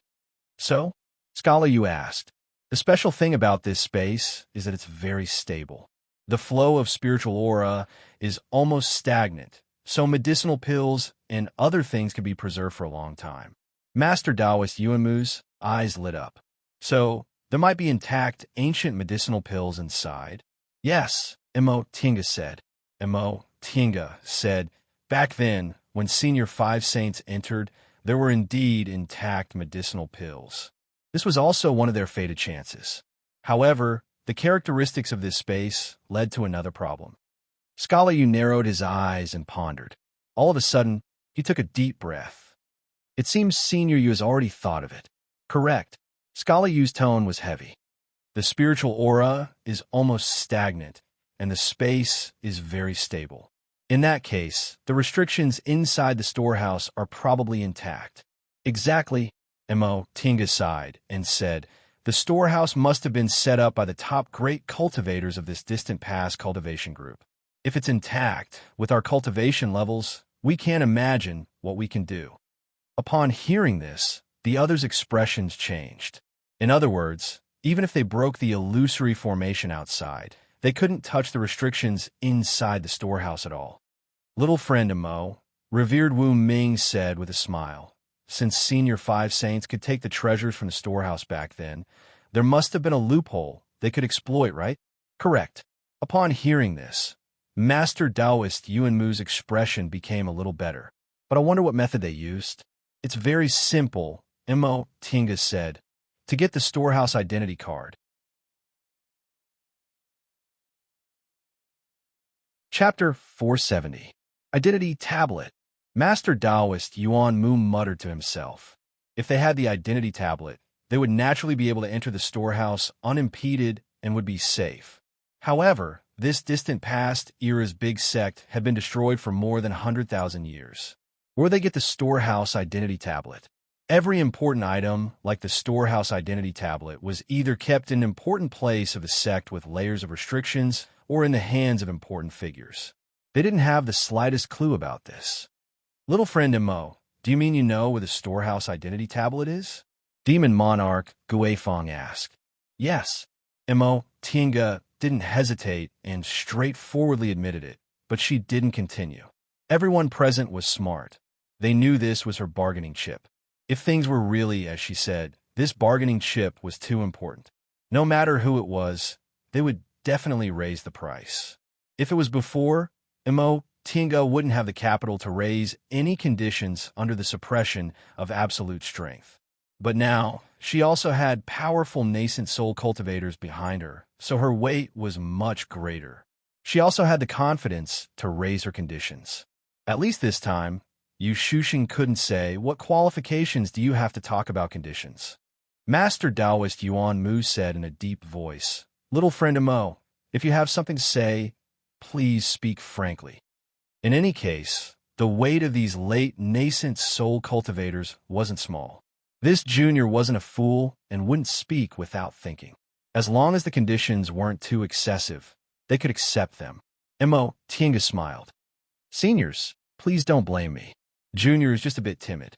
Being together with seniors is very stressful. Yu Shuxing narrowed his eyes and closed his folding fan. He asked, You want to enter the storehouse alone? To be exact, Junior wants to be the first to enter the storehouse. Under the sharp gazes of the nascent soul cultivators, Imo Tinga remained calm and didn't shrink back. For a moment, the nascent soul cultivators didn't answer. Everyone looked pensive. The first person to enter the storehouse would get the best treasures. There was no need to say more about the benefits. If she was alone, her tone would have been a bit too arrogant. But with Qin Shi here, Master Taoist Yuan Mu couldn't help but glance at Qin Shi. Qin Shi's expression was calm, as if he didn't care, but he was standing in a very good position to protect Imo Tinga. Master Taoist Yuan Mu furrowed his brows, feeling a headache. How could it be so coincidental that fellow Taoist Qin arrived just before they entered the mystic area? If it was like before, even if this little friend Imo had Fu Yaozi's divine sense protecting her, she wouldn't have dared to make such a request. Previously, she had also said that she only wanted a share of the pie. However, things are different now. Of course, if all of them joined forces, it wouldn't be difficult for a mid-nascent soul stage cultivator, no matter how powerful his divine abilities were. But the problem was, in the face of benefits, they had to keep each other in check. How could they possibly join forces? Besides, killing a nascent soul cultivator wasn't easy. If one couldn't kill a nascent soul cultivator as well, there would be no end of trouble in the future. Therefore, even if there was enmity between nascent soul cultivators, it was very restrained. Little friend Imo, your conditions are acceptable. Demon Monarch Guifeng was the first to speak. Apart from Imo Tinga and Qin Shi, his relationship with the other three teams was the most estranged. Even though they usually coexisted peacefully in Taoism, Buddhism, and Confucianism were considered the righteous path after all, but at critical moments, they were still opposing his devil path. Under this kind of situation, he was suppressed by the other three teams and was more inclined to side with Imo Tinga. After a short pause, he continued to say, However, if you're the first to enter, all the treasures in this storehouse will be taken by you. Won't we be at a disadvantage? But this kind of bias also had to ensure their own benefits. That's right. Yu Shuxing also said coldly. This condition is too difficult to accept. Seniors, don't be in a hurry to refuse, Imo Tinga said calmly. To tell you the truth, seniors, storehouse tokens aren't omnipotent. Each token can only allow one person to enter and exit at a time. At most, they can only take away one treasure. Seniors, how many tokens do you think this junior can take? And how many treasures can I take? How could the seniors have nothing to take from the storehouse of such an ancient sect just because the juniors had taken a few treasures first? I'm afraid when the time comes, seniors won't know what to pick. Are you serious? Master Taoist Yuan Mu asked cautiously. If each token could only take one treasure, this condition wasn't that big of a deal. Just as she said, no matter how bad it was impossible for this great ancient sect storehouse to only have one or two treasures that were pleasing to the eye. That's right. If Senior Yuan Mu doesn't believe me, we can verify it after we get the tokens. If things were really as Mo Tinga said, this condition wasn't so difficult to accept.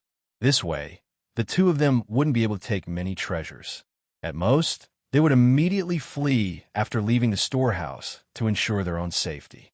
As for setting up an ambush outside, presumably they wouldn't do such a stupid thing in front of 5 late nascent soul stage cultivators. All right, I have no objections. The first to speak was actually Yu Shuxing. He was actually able to let go. His expression was calm, without the slightest bit of unwillingness. Master Taoist Yuan Mu and Master Taoist Tai Mian glanced at each other, then slowly nodded. Since both sides agreed, needless to say, Venerable Wuming and Devil Monarch Guifeng naturally agreed. However, before Mo Tinga could speak, Devil Monarch Guifeng beat her to it and said, "Wait, little friend Mo, apart from using the tokens, is there really no other way to deal with the restrictions in this storehouse?" This sentence sounded very simple on the surface, but in fact, it contained another meaning. If she hid some kind of trick and was the first to enter, the two of them would take all the treasures and immediately flee after coming out. In that case, wouldn't all of them be fooled? Mo Tienga understood, so she answered, "If seniors don't believe me, you can break the illusory formation and see if the restrictions in this storehouse are as I said. They're simply unbreakable. Seniors, you're all top-notch great cultivators in the human realm. Needless to say, your attainments and formations need not be mentioned.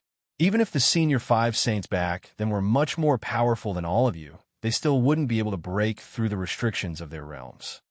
After hearing what she said, everyone was silent for a while. Mo Tienga's words weren't unreasonable. The gap between the nascent soul realm and the deification realm was very clear to these old monsters who had lived for thousands of years. The lower their realms, the smaller the gap between the two realms. With the help of treasures, aura refining cultivators might be able to compete with foundation building cultivators. A core formation cultivator, if they were talented enough, could also catch up with a nascent soul cultivator. However, the gap between the nascent soul realm and the deification realm was like heaven and earth. If the restrictions were for cultivators above the deification realm, they definitely wouldn't be able to break them. All right, Devil Monarch Guifeng muttered to himself for a while, then said, "I'll believe you this time." Everyone reached a consensus. Mo Tinga said, "Senior 5 saints searched for ancient books and records in this sect. During the great war between the righteous path and the devil path, the elders all had several storehouse tokens in their hands as rewards for their disciples. In the end, those elders couldn't escape the calamity and were buried in the immortal palace. We only need to find the corpses of the elders of this sect, and we'll be able to find the storehouse tokens. How are we going to identify them?" Yu Shuxing asked. Moreover, since they were elders, their cultivation levels must be outstanding. Those refined corpses we encountered earlier were at most in the nascent soul realm, but they were already so hard to deal with. If those elders also turned into refined corpses, Senior Fiazi said that the immortals' caves of these elders were independent of the small peaks. "Seniors, please take a look."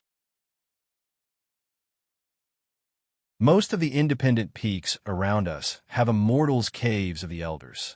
Mo Tinga paused for a moment, then continued to answer. Junior doesn't dare to say that those elders didn't turn into refined corpses. However, this is definitely a minority. Seniors, you must know better than Junior how coincidental the formation of naturally refined corpses is. In short, if they happen to find elders who turned into refined corpses, they could only consider themselves unlucky.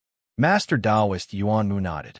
It seems Senior Fuyazi already told little friend Mo about this. Presumably, based on this senior's character, he wouldn't play tricks on us, the younger generation from 100,000 years later. He then turned towards Mo Tinga. Little friend Mo, in that case, should we split up and look for the tokens? Mo Tinga smiled and said, Junior doesn't dare to decide this. Seniors, you can do whatever you think is appropriate.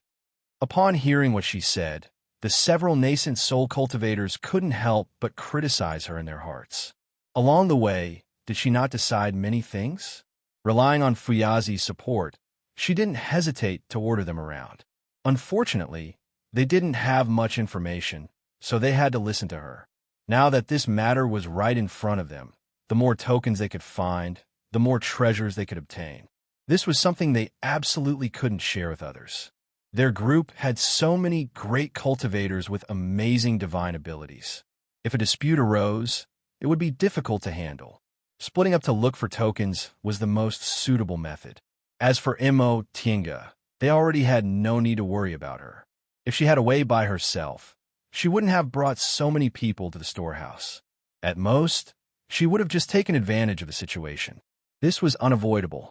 Who told her to have the best fated chance and run into Fuyazi? If she really obtained an amazing fated chance, it wouldn't be too late for them to make a move then. Everyone quickly reached an agreement. After asking about the characteristics of the tokens and setting a time to meet, they all left. Out of the 3 days, 1 day had already passed. There were only 2 days left. Everyone had their own thoughts, but they all tacitly agreed to stay for 1 day to deal with their personal matters, so they agreed to meet here 1 day later. Once the others were far away, she couldn't help but ask, Tinga, are you really, after being separated for 50 years, now that they met again? He realized he could no longer see through her thoughts at first glance, and he also didn't need to give her pointers one by one. In the past 50 years, she had grown a lot. From her cultivation level to her behavior, she had the demeanor of a high-level cultivator. In front of these late nascent soul cultivators, she always maintained her composure and was neither servile nor overbearing. This was a good thing, he thought. The current Mo Tinga was only 1 step away from the nascent soul realm. As long as she advanced to the nascent soul realm, she would be able to stand shoulder to shoulder with him. As dual cultivation partners, the closer their cultivation levels were, the longer they could stay together. A mysterious smile appeared on Mo Tinga's face along with a rare playfulness. She winked at him and said, I didn't lie at all, but she had to hold something back to live up to the fated chance given to her by the heavens. Who told her to be so lucky to obtain the life revival sword and Fuyazi's inheritance? Then what are we going to do next? He asked. He was very curious about what she was hiding. Of course we're going to look for tokens. Mo Tinga smiled. I'm telling the truth.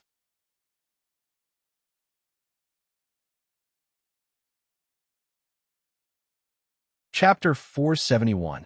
It was easy to say, but difficult to find the tokens for the storehouses in the Immortals' caves on the surrounding small peaks. Because there were Immortals' caves on the small peaks, it wasn't hard to find them.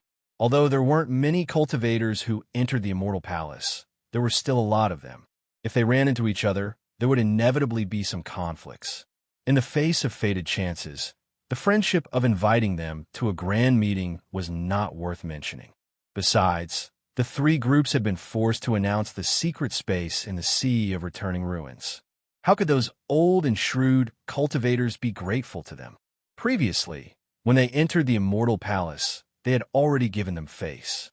As he followed the 3 elders, Ling Yunhe pondered for a long time and finally asked, Martial uncles, great-grandfather, "Do you really believe what fellow Taoist Mo said?" Upon hearing his question, Master Taoist Yuanmu tilted his head to look at him and said meaningfully, "You've finally lived up to our expectations of you by asking this question." Ling Yunhe was startled. Seeing this, Ling Xiu patted his shoulder with a smile and said to Master Taoist Yuanmu, "Senior Martial Brother Yuanmu, there's no need to worry about my boy's Tao heart." Master Taoist Yuanmu also smiled, but didn't say anything. He said to Ling Yunhe gently, "Cultivation is not easy. At our realm, we have to cherish our lives even more. Even if there are benefits in front of us, we have to make trade-offs. That junior might not have nothing to hide, but as she said, with her realm in front of her, there are some things she can't deceive even if she wanted to. Without real benefits, there's no need to push her too hard. After all, she's not alone now. Besides, you know what our biggest goal is," Master Taoist Iron Mask said indifferently. Ling Yunhe was slightly startled, but then he nodded cautiously. Decades ago, when the Heavenly Demon Tower appeared, he already knew what kind of secret the Jian sect's founder left behind. Later, when the 5 holy objects appeared one after another, and he obtained the Soul Restraining Pearl's recognition, he finally entered the core of Jian sect as a core formation cultivator. The matter of the Sea of Returning Ruins couldn't be lost. The fated chance left behind by the founder was related to the rise and fall of Jian sect for thousands or even tens of thousands of years. It was precisely because he knew how important this matter was that he very well put away his petty thoughts and simply stood in the position of the Jian sect's leader to handle matters. He had thought that no one would know about his little thoughts, but it turned out that even the elders knew about it. He could honestly admit that after their trip to Carefree Valley that year, he already regarded Mo Tiange in a new light, so he didn't want to oppose her and tried his best to leave her a way out. But that was all. This was a strange feeling. He had once thought about it carefully. Perhaps the title of genius that he had carried on his back since he was young was too heavy. Even his best friends and closest brothers were unable to share his burden and even turned against him in the end. Mo Tiange, on the other hand, was very sharp and reliable. She could always see everything clearly, but she never said anything. Just as he had said, she was a person who could not be bullied. She was a safe person, a person who could make him relax. If she had been a man, he would certainly have taken her as a confidant, but she was not, so he began to have some ideas. This was because the path of cultivation was too lonely. Regardless of whether it was a close friend or a Tao companion, they were both rare and precious. However, a close friend would not last as long as a Tao companion. However, all of this was not important. It was not only because she already had a Tao companion, but also because he realized that there was a difference between them in the end. He, Ling Yunhe, was now the head of Jian sect. In the future, he would be the pillar of Jian sect. He had to support the sect and lead countless disciples. As for Mo Tiange, she might also have an illustrious master in the distant outer endless sea, but obviously, even if she had a master, she was more inclined to pursue the path to immortality. Therefore, on the path to immortality, she walked faster and more freely than he did. After understanding this, he felt relieved. They were not suitable people, even without Qin Shoujing. His little thoughts were because he was lonely, but on the path of cultivation, who wouldn't be lonely? What he needed was to cultivate his mental state, not to find a Tao companion. Thinking of this, Ling Yunhe smiled softly. Perhaps, from another perspective, he should thank Mo Tiange. This feeling of sudden enlightenment made his mental state have a breakthrough. Now that things had come to this, Mo Tiange might not necessarily be unable to be friends with him, but there was no need to force her. If there were no conflicts of interest on this trip, maybe when they met again in the future, they could be bosom friends. But if there were conflicts, Master Taoist Yuanmu, who was about to fly to a lone peak, suddenly stopped and frowned. Someone's here. At this time, Mo Tiange and Qin Shi were running on the mountain road.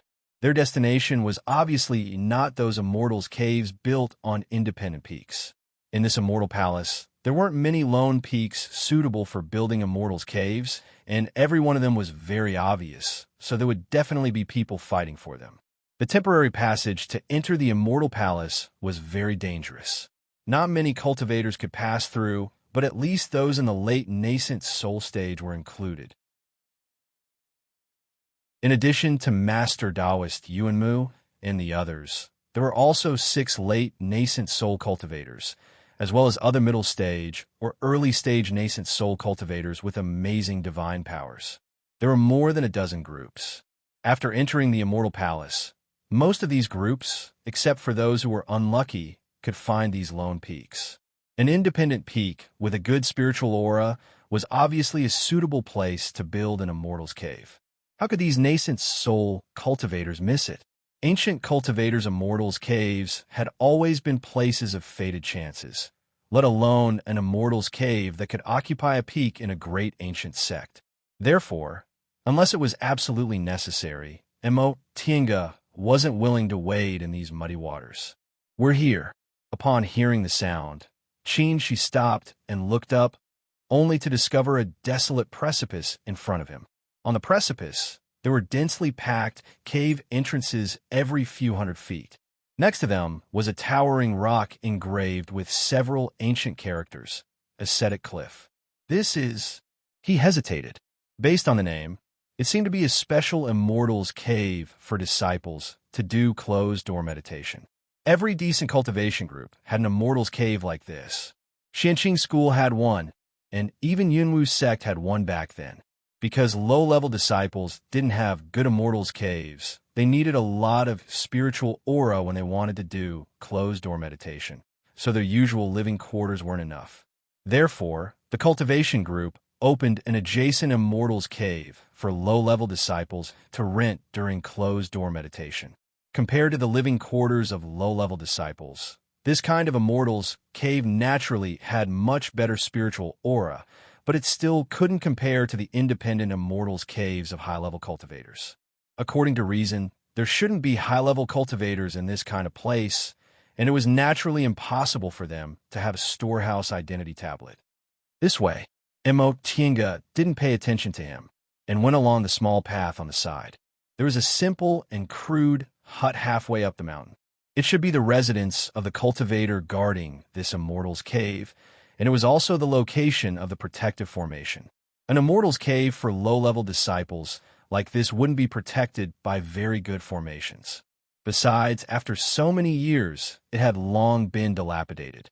Tinga effortlessly erased the formation in this place without using any tricks. She then went up the precipice with Qin Shi. Back then, Master Fu Yao Zi obtained several ancient cultivators' Qinkuan bags in the Immortal Palace and learned about this ascetic cliff from them. The spiritual aura on this cliff is indeed ordinary, but there are several spiritual eyes at the top of the cliff. At first, no one knew about these spiritual eyes, but later on, they were discovered and developed into high-level special Immortal's Caves. Only elders and above can use them. Tinga explained to him as they walked. Spiritual eyes were the few spots on a spirit vein where the spiritual aura was most concentrated. In the cultivation world, people generally believe that spirit veins were actually spiritual aura areas formed from the spiritual aura of one or several spiritual eyes. In other words, only with spiritual eyes could spirit veins form, and spiritual eyes were the center of spirit veins. However, spiritual eyes weren't that easy to find. The spiritual aura on spirit veins varied in intensity and intensity. Spiritual eyes usually existed in spots with particularly dense spiritual aura, but they couldn't be sensed as long as they were several hundred feet away from them. Therefore, not all spiritual eyes could be found. Occasionally, there would be extremely lucky middle-level disciples who accidentally found a place with spiritual eyes when they were developing their Immortal's Caves. "I see." She nodded lightly. Then he frowned and asked, "You said this sect had already declined when this spiritual mountain was torn into an independent space, and it was also the time of the war between the righteous and the devil. Are there elders in closed-door meditation in this special Immortal's Cave?" "Yes, we can only rely on our luck." Tinga sighed. "If there are elders in closed-door meditation, we can smoothly find the storehouse token. If there aren't any, we can only go to those Elders Immortals caves and compete with them. This was a choice they had no other choice. They didn't want to have conflicts with other people. After all, this was Yunzhong, not the Celestial Pole. Those who could enter Immortal Palace were all top nascent soul cultivators. They still had to deal with Master Taoist Yuanmu and the others, so it wasn't wise to waste their strength on other people. The two of them went straight to the top of the precipice. A moment later, they saw an independent Immortals cave on the top. Qinshi looked up and was surprised. There are actually 3 spiritual eyes here. There were 3 Immortals caves on this precipice. The 2 Immortals caves were separated by several miles, so the number of spiritual eyes was quite high. And it's really incredible. The spiritual aura on this spiritual mountain was so strong that it wasn't strange to have many spiritual eyes, but it was very rare to have 3 spiritual eyes in such a small area. The 2 of them didn't delay. As they talked, they arrived in front of the first Immortals cave. Since this Immortals cave could only be used by high-level cultivators in the cultivation group, the formation outside the door naturally couldn't be as useless as before.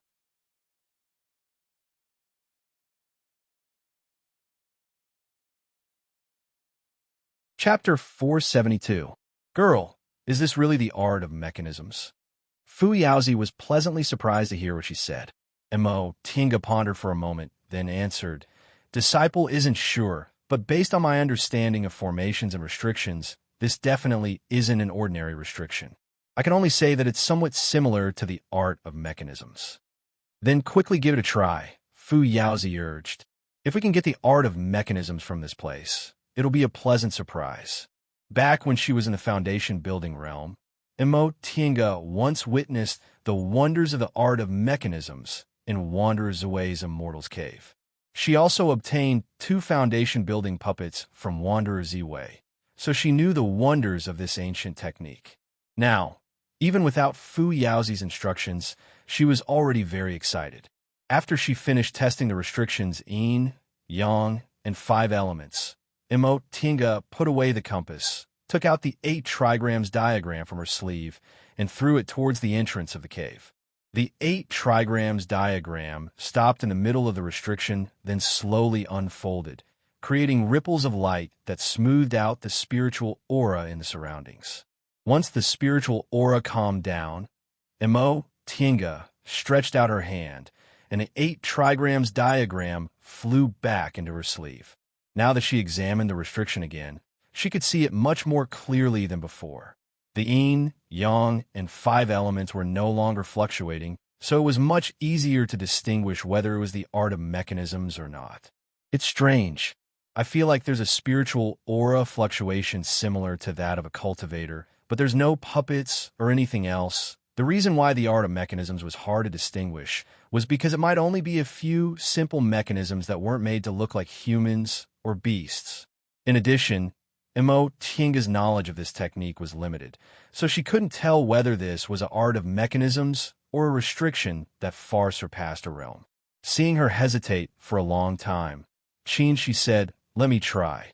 Right after he finished speaking, he took a step forward, put his hand into his Chinkoan bag, and took out the mountain-determining lantern. The mountain-determining lantern looked unremarkable. It had an old green color, a dark gray texture, and a simple design. It looked like a simple green lamp that had been burned in front of a Buddha statue in the secular world for dozens of years. It was gray, but if one looked carefully, one would notice that there were fine lines engraved inside the lantern, forming a wonderful formation that faintly emitted pure spiritual aura. The mountain-determining lantern flew up. As soon as it touched the restriction, it emitted light. At first, it was just a small green lamp, but gradually, the mountain-determining lantern became brighter and brighter. Mo Tinga could see that these 2 forces were contending against each other. Qinshi's peak-setting lantern was also a rare magic weapon. Magic weapons that could break restrictions were rare to begin with. Besides, this was a spiritual treasure he found in a secret place, so it was a top-grade magic weapon. Therefore, although he wasn't proficient in formations, with this lantern, ordinary restrictions couldn't stop him at all. The peak transcendent lantern shone brightly. The spiritual chi in the seal began to tremble as if it would be repelled in the next moment. Suddenly, there was a buzzing sound. The spiritual chi surged and formed a light screen, blocking the peak transcendent lantern. Upon seeing this, she formed an incantation gesture. The peak determining lantern suddenly spun, driving the spiritual aura in the surroundings to form a vortex that collided with the light screen. Chi! A sharp tearing sound was heard. The light screen shook a little, and several ripples appeared on it. Seeing this, the two of them looked delighted.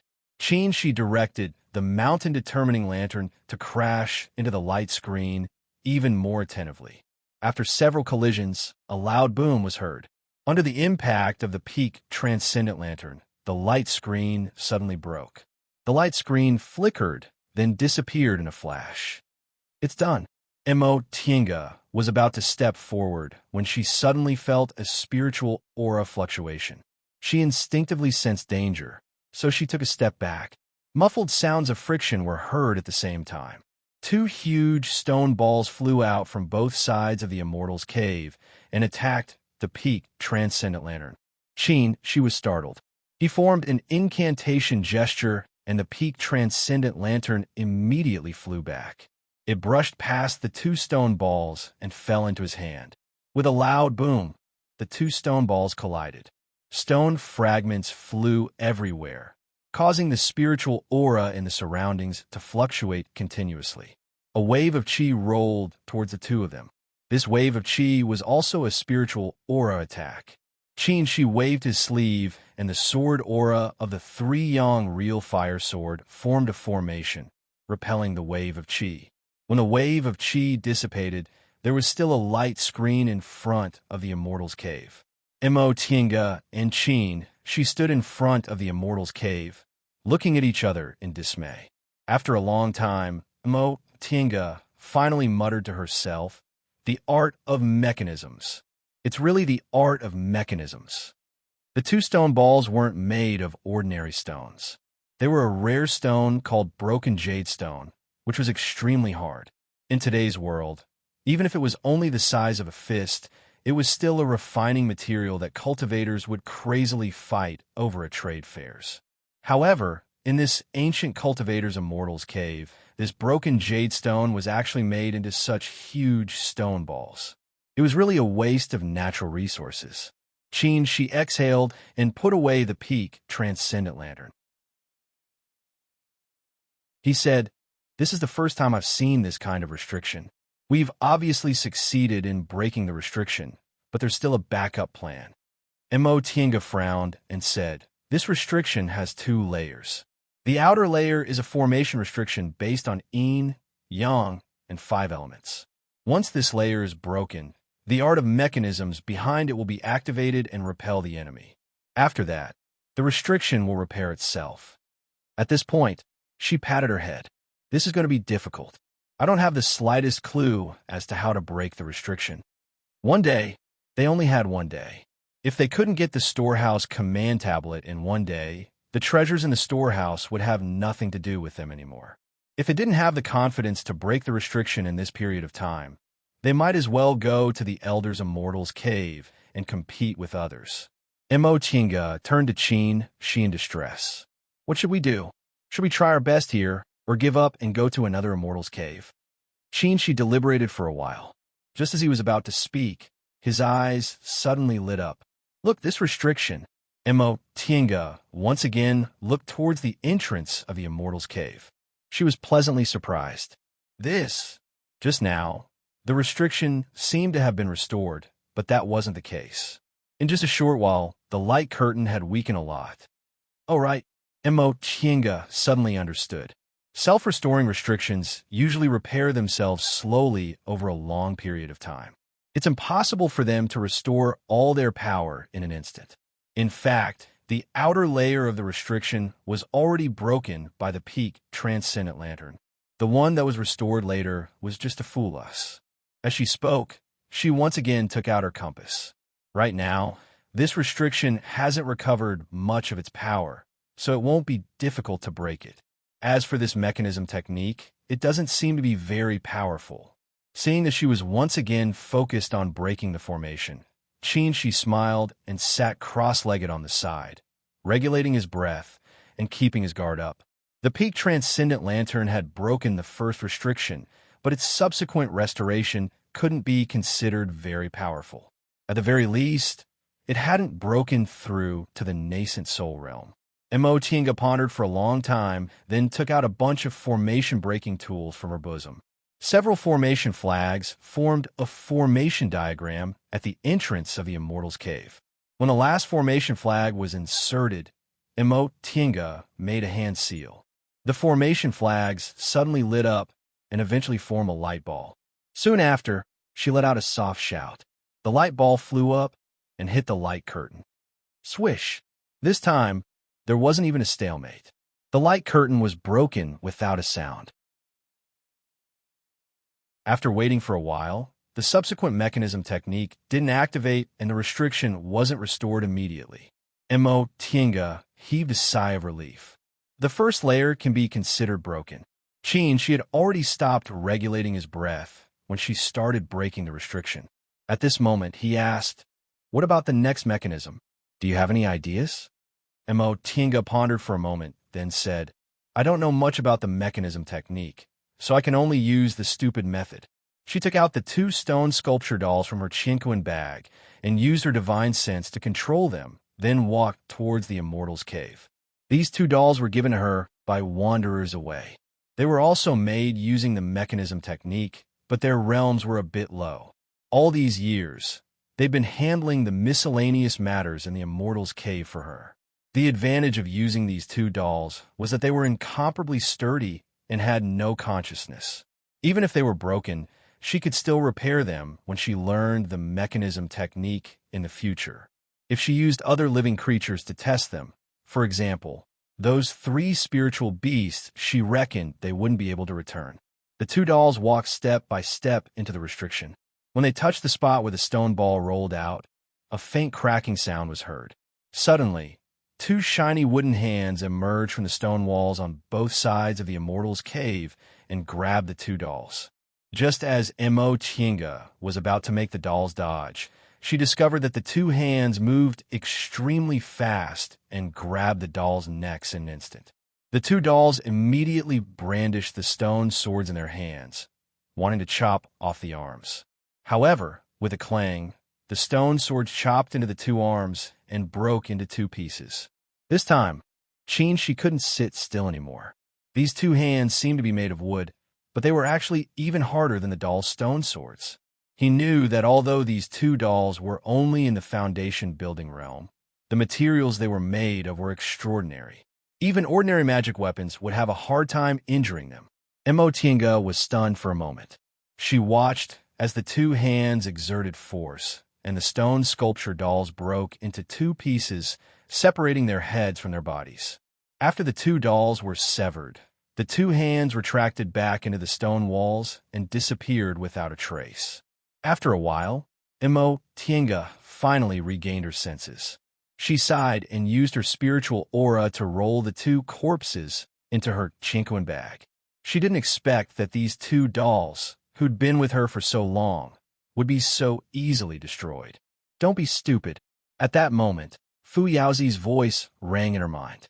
The so-called mechanism technique is used to make dolls and instruments that have the same cultivation level as cultivators. Furthermore, the higher the level, the rarer the materials used. Those 2 dolls of yours are only in the foundation building realm. Isn't it ridiculous to use them to test them? Tinga was stunned for a moment before she started to understand. In the past, she relied on the fact that the 2 dolls were made of special materials and were difficult to damage, so she often used them to test formations. However, she forgot that formations only had spiritual aura fluctuations caused by yin, yang, and 5 elements. Mechanisms, on the other hand, had physical bodies like dolls. "Master," she felt very ashamed. "Then in your opinion, how should I break these mechanisms?" Fu Yaozi chuckled. "Have you forgotten that one strong man could defeat 10 skillful men?" Mo Tinga was stunned for a moment before she suddenly understood. Thank you for your guidance, Master. In the past few days, she'd been either breaking restrictions or dealing with other people. She'd been using her brain too much. In the cultivation world, what do they rely on to win? Strength, of course. In front of absolute strength, any kind of skill was useless. Whether it was the stone balls at the beginning or the wooden hands later, their strength didn't surpass the nascent soul realm. That being the case, she could just directly break through them. Why would she need to use her brain? Thinking up to this point, she turned to Qin Shi and said with a smile, Senior Martial Brother, it's up to you.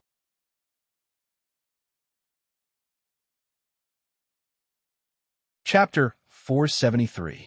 The three Yang real fire sword transformed into sword auras and formed a formation, emitting a powerful aura. Qin Shi refined this sword when he first formed his gold core and kept it in his dantian for nearly 200 years. He also often refined it with precious materials, so its power was extraordinary. Hundreds of streaks of sword chi swept towards the stone door with an astonishing aura. With a loud boom, the two stone balls on the stone walls on both sides of the cave once again rolled out, but they were struck down by the sword auras one after another. Seeing this scene, Mo Tinga secretly sighed in relief. Fortunately, this mechanism wasn't too advanced. With Qin Shi's strength, breaking it was only a matter of time. After the stone balls, there was a wooden hand. It was unknown what this wooden hand was made of, but even Qin Shi's sword aura couldn't cut it. In the end, he had to use the extreme Yang real fire to break it. This went on for about 2 hours. In the end, Qin Shi once again brandished his sword aura.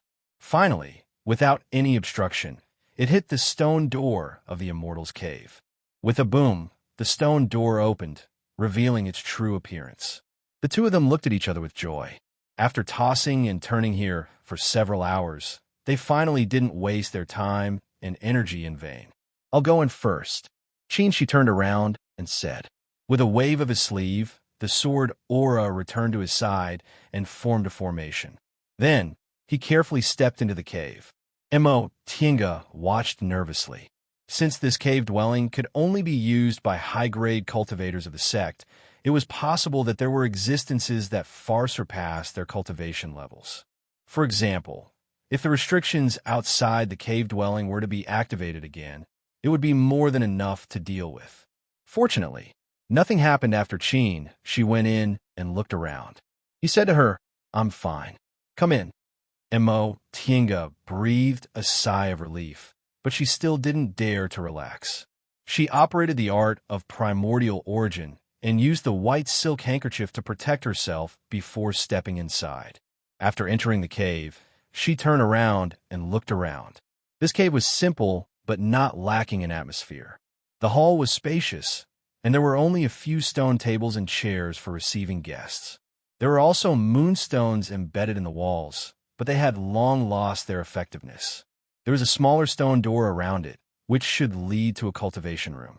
This Immortal's Cave is temporarily rented by their high-level cultivators, and it's also inside the sect, so there shouldn't be too many restrictions, Mo Tinga said after looking at it for a while. Qin Shi nodded.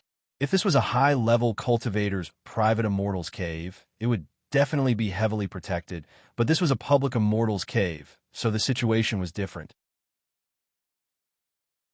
Who would bother to set up layers of restrictions in a temporarily rented cave abode? Furthermore, it was in an important area of the sect. Normally, they would just set up their own array formation.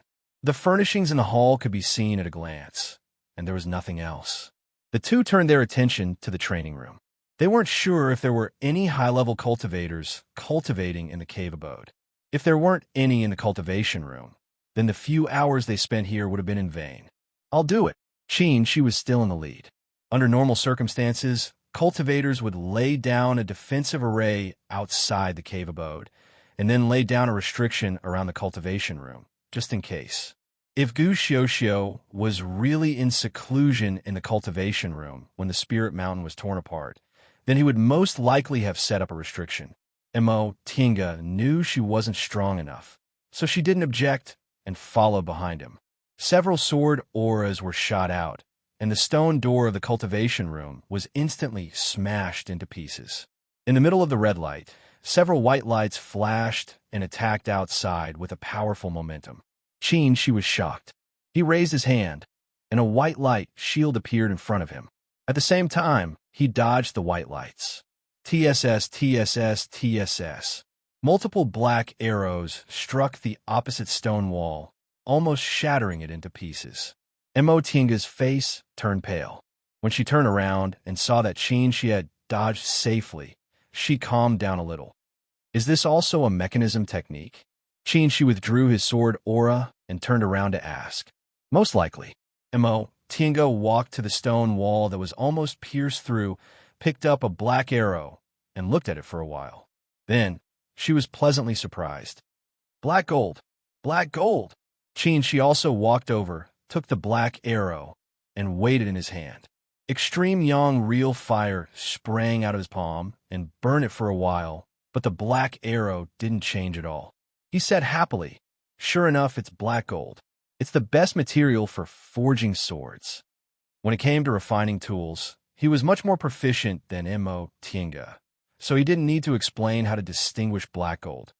The broken jade outside, the two wooden hands, and this black gold. Even if we didn't find the identity tablet, this trip was still worthwhile, she said with a smile. Tinga nodded. Not to mention the wooden hands, they couldn't even tell what kind of material they were. The broken jade and black gold were both from the distant past era, and they were almost impossible to find in the current cultivation world. They only occasionally appeared in high-level cultivators' trade fairs, and, usually, only a small piece of them would be crazily snatched. However, since there are restrictions here, it's very likely that there are cultivators in closed-door meditation here. She put away the black arrows one by one and returned to the door of the cultivation room. Fortunately, this mechanism technique isn't complete. It's the only test. Wait. Before she stepped into the cultivation room, she stopped her and said, I'll go in first. Tinga hesitated for a moment, but in the end, she nodded and stepped back. In the face of possible dangers, she always paved the way for her, so she was moved. However, she hadn't formed her nascent soul yet, so it was a fact that she was weaker than him. Rather than trying to be brave, she'd better be obedient. Seeing that she was obedient, she showed a reassuring smile, activated the sword formation, and walked towards the cultivation room. When he stepped into the cultivation room's stone door, he paused for a moment, but there was no movement. He looked around and was instantly shocked. Tinga didn't see any restrictions or mechanisms, so when she heard his voice, she followed him inside. What? She was just about to ask what was going on, but she was also stunned. This cultivation room's layout was also simple. There was only a stone bed, and a skeleton wearing a white robe was sitting cross-legged on it. The strange thing was that the skeleton's bones were neither black nor white. They were as transparent as crystal. What's going on? She stared at the skeleton in a daze. After a cultivator passed away, their physical body would turn into spiritual aura and dissipate, and their bones would gradually turn black with time until they turned into a pile of black ash. But not only was this skeleton preserved for tens of thousands of years intact, but it was also as transparent as crystal, which was simply unheard of. She cautiously approached it, turned the 3-yang real fire sword into its original form, and poked the white robe covering it with the sword. The skeleton fell down with a single poke. With a crashing sound, it instantly collapsed into a pile of bones of various sizes. Seeing this, she withdrew the 3-yang real fire sword, feeling puzzled. This white robe was obviously a rare spiritual treasure. It was still well preserved after tens of thousands of years, and its surface was smooth without the slightest wrinkle. Moreover, the body of the 3-yang real fire sword was covered in real fire, but it didn't affect it in the slightest. Presumably, this skeleton was an elder-level figure of this distant past cultivation group, so it wasn't strange for it to have such a spiritual treasure. Tinga thought for a moment, then took out a pair of gloves made of natural worm silk from her chinkoan bag and walked forward. Be careful. Qin Shi warned her. This skeleton is so abnormal. I don't know if I can touch it. Don't worry. Mo Tiange waved her hand. These gloves aren't even afraid of primordial devil aura, so this should be fine.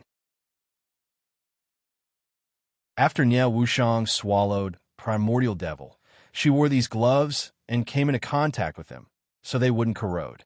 Mo Tiange picked up a bone and examined it carefully. This bone was obviously no longer made of bone, but it wasn't made of gold or jade, and of course, wasn't made of real crystal either. It was extremely strange. She knocked it, and the bone made a crisp sound. She then tried to break it, but it didn't change in the slightest. The two of them couldn't figure out what was going on. So Mo Tiange couldn't help but ask Fu Yaozi, Master, have you ever heard that after a cultivator dies, their bones will become as transparent as crystal? After a while, Fu Yaozi finally said, What? Crystal-like bones? Master, you don't know? What were you doing just now? Mo Tiange was surprised. This master had always been paying attention to the surrounding situation, so why didn't he know what was happening outside this time? Fu Yaozi paused for a moment, then said, Master's divine sense is a bit weak, so I was just resting.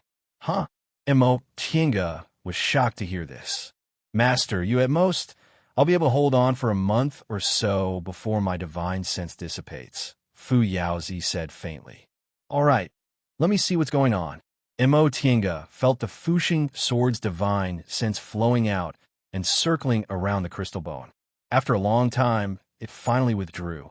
From what I can see, the reason why this person's bones are abnormal after he died should be because he cultivated a kind of strange cultivation technique. Cultivation technique? Correct, Fu Yaozi said. Look around and see if there are any storage-type magic weapons in the surroundings. Mo Tiange swept her gaze around and saw a simple and unadorned silver ring on the skeleton's hand. She put the bone down and took off the silver ring. And Qianquan ring? Qin Shi looked happy to see this item. Legend has it that Qianquan rings were storage-type magic weapons used by ancient cultivators and were much more advanced than Qianquan bags. Unfortunately, the method of refining them has long been lost. I didn't expect to see the real thing today. The method used to refine Qianquan rings is the space-tearing technique, so they're also called Shumi rings. How can Qianquan bags compare to them? Fu Yaozi said after hearing Qin Shi's words. Unfortunately, Qin Shi couldn't hear him. Mo Tiange tried to pour her spiritual aura into the Qianquan ring and easily opened it. A pile of things came out with a clattering sound. Don't! Fu Yaozi stopped her too late. The things were already piled up, so Mo Tiange hastily cut off her spiritual aura and closed the Qianquan ring. Fu Yaozi sighed. Think about it. Which high-level cultivator doesn't carry several Qianquan bags with them? If all the things in these Qianquan bags were put into Qianquan rings, how many would there be? If you pour them out like this, I'm afraid you'll fill the whole room. Mo Tiange scratched her head. She knew she did something stupid again. Wasn't Qin Shi here? Of course, she wanted to pour them out and look at them together. But you guys really made a profit. Since this skeleton is an elder-level figure of this big, ancient cultivation group, he's at least in the deification realm. You guys really became rich overnight after obtaining his Qianquan ring. Fu Yaozi was both envious and jealous. Master also saw an Qianquan ring back then, but it was divided among 5 people. Mo Tiange smiled and said, although Master only got 1/5 of it, he entered the deification realm in one go. Why are you still jealous of us? Fu Yaozi snorted and didn't say anything. Looking at the pile of things on the ground, Mo Tiange pulled Qin Shi and said, Senior Marshal Brother, quickly look around and see if there are any identity tablets.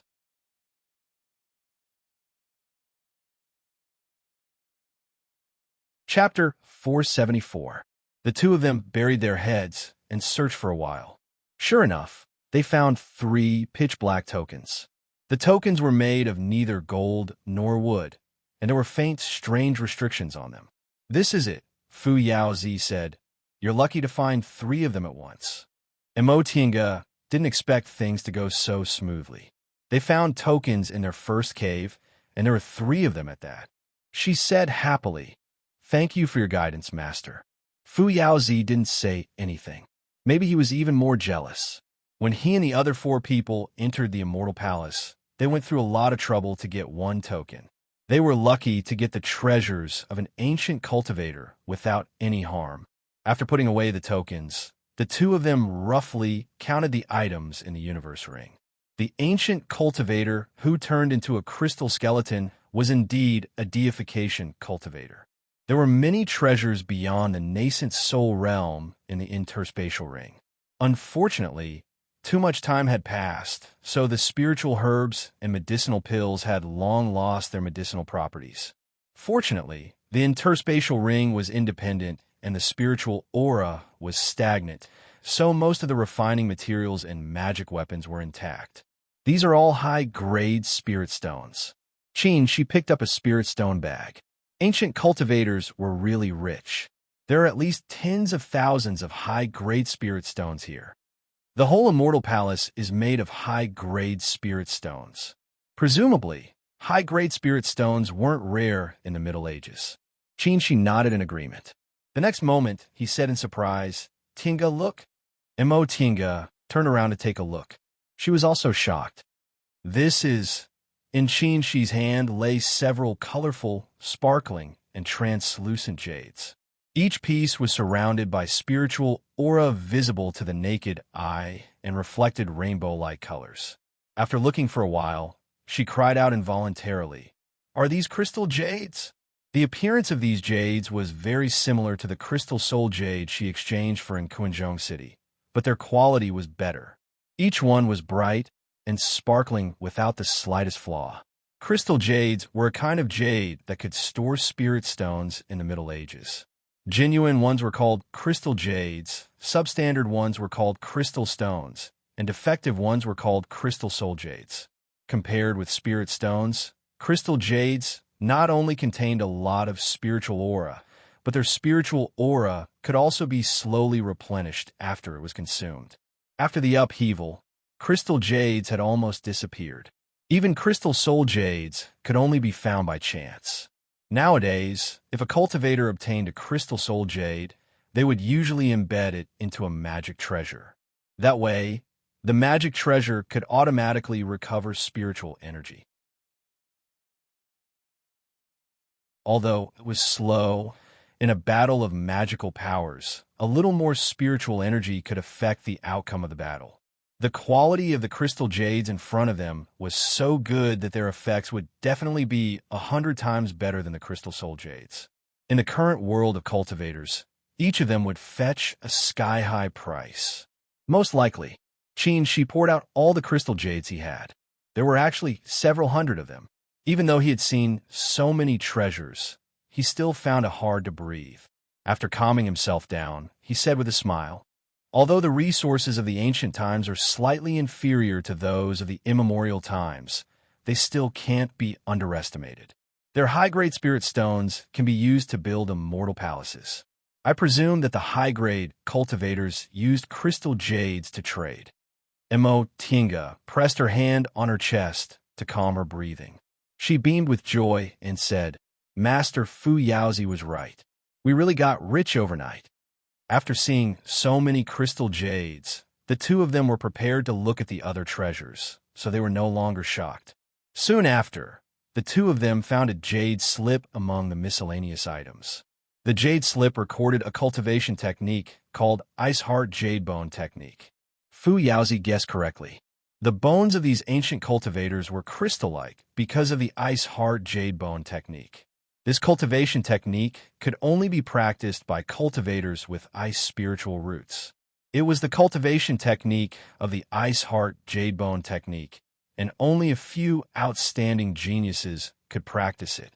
After practicing this cultivation technique, the bones in the whole body would slowly change. By the time a cultivator reached the nascent soul realm, their bones would be as clear as crystal. At that time, the Ice Heart Jade Bone Technique could be considered to have reached the initial stage and could increase one's chances of advancing to the deification realm. The 2 of them felt it was a pity. They didn't have ice spiritual roots, so they couldn't use this miraculous cultivation technique. In addition, There was also a jade slip related to the art of mechanisms. It was called Introduction to Mechanisms. Emotinga looked at it and was slightly disappointed. The art of mechanisms recorded in this jade slip was very simple. It seemed this ancient cultivator had just started studying the art of mechanisms and wasn't proficient in it. It was no wonder the mechanisms arranged in this cave weren't too brilliant. They were only made of rare materials and had great lethality. Once they finished looking, the two of them put everything back into their interspatial rings, including the white robe covering the corpse. As for the crystal bones, Fu Yaozi also told them to put them away. Mo Tinga hesitated. These bones were so special, so they must be useful. But they already took the remains of this ancient cultivator. If they didn't even let go of his remains, wouldn't that be a bit? As if he knew what she was thinking, Fu Yaozi said faintly, "It's just a bag of skin. What's there to care about? This ancient cultivator senior has already passed away. These bones have long had nothing to do with him." Mo Tinga knew she was sticking to the surface. She took a deep breath, excused herself, put the crystal bones into her bag, and also put them into her interspatial ring. After finishing these things and making sure she didn't miss anything, she left the cave with Qin Shi. After leaving this cave, the two of them went to the second cave without stopping. This time, it was much simpler. This cave didn't have any art of mechanisms and only had some residual restrictions. It only took the two of them an hour to break the restrictions at the entrance. After entering the cave, they found that the furnishings inside were the same as before. There was nothing but a stone table and a stone chair. After Qin, she broke the cultivation room. He didn't find any traces of restrictions. It was empty. No one was in closed-door meditation. Although the two of them were mentally prepared, they were still disappointed. Then they went to the third and last cave. "Something's wrong," Qin, she said with a frown before breaking the restriction. "What's wrong?" Mo Tinga was laying formation flags, preparing to break the restriction. "There's a strange aura inside." Qin, she said, "Be careful." Mo Tinga nodded.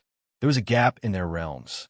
Qin Shi's divine sense was stronger than hers, so he was more sensitive to danger than her. After pondering for a moment, she arranged another restriction around the formation flag used to break the formation. The restriction breaking formation was activated, and the light screen in front of the cave flashed. Qin Shi stepped forward, gathered his sword aura, and hit the stone door. With a loud bang, the stone door was smashed into pieces, and a gust of black aura gushed out. "Be careful." Qin Shi pulled Mo Tinga and quickly retreated. "Primordial devil aura." Mo Tinga gasped. Without thinking, she reached into her sleeve and took out the lotus elemental umbrella. Fortunately, she had set up an additional restriction earlier. The primordial devil chi was blocked, and not much of it leaked out.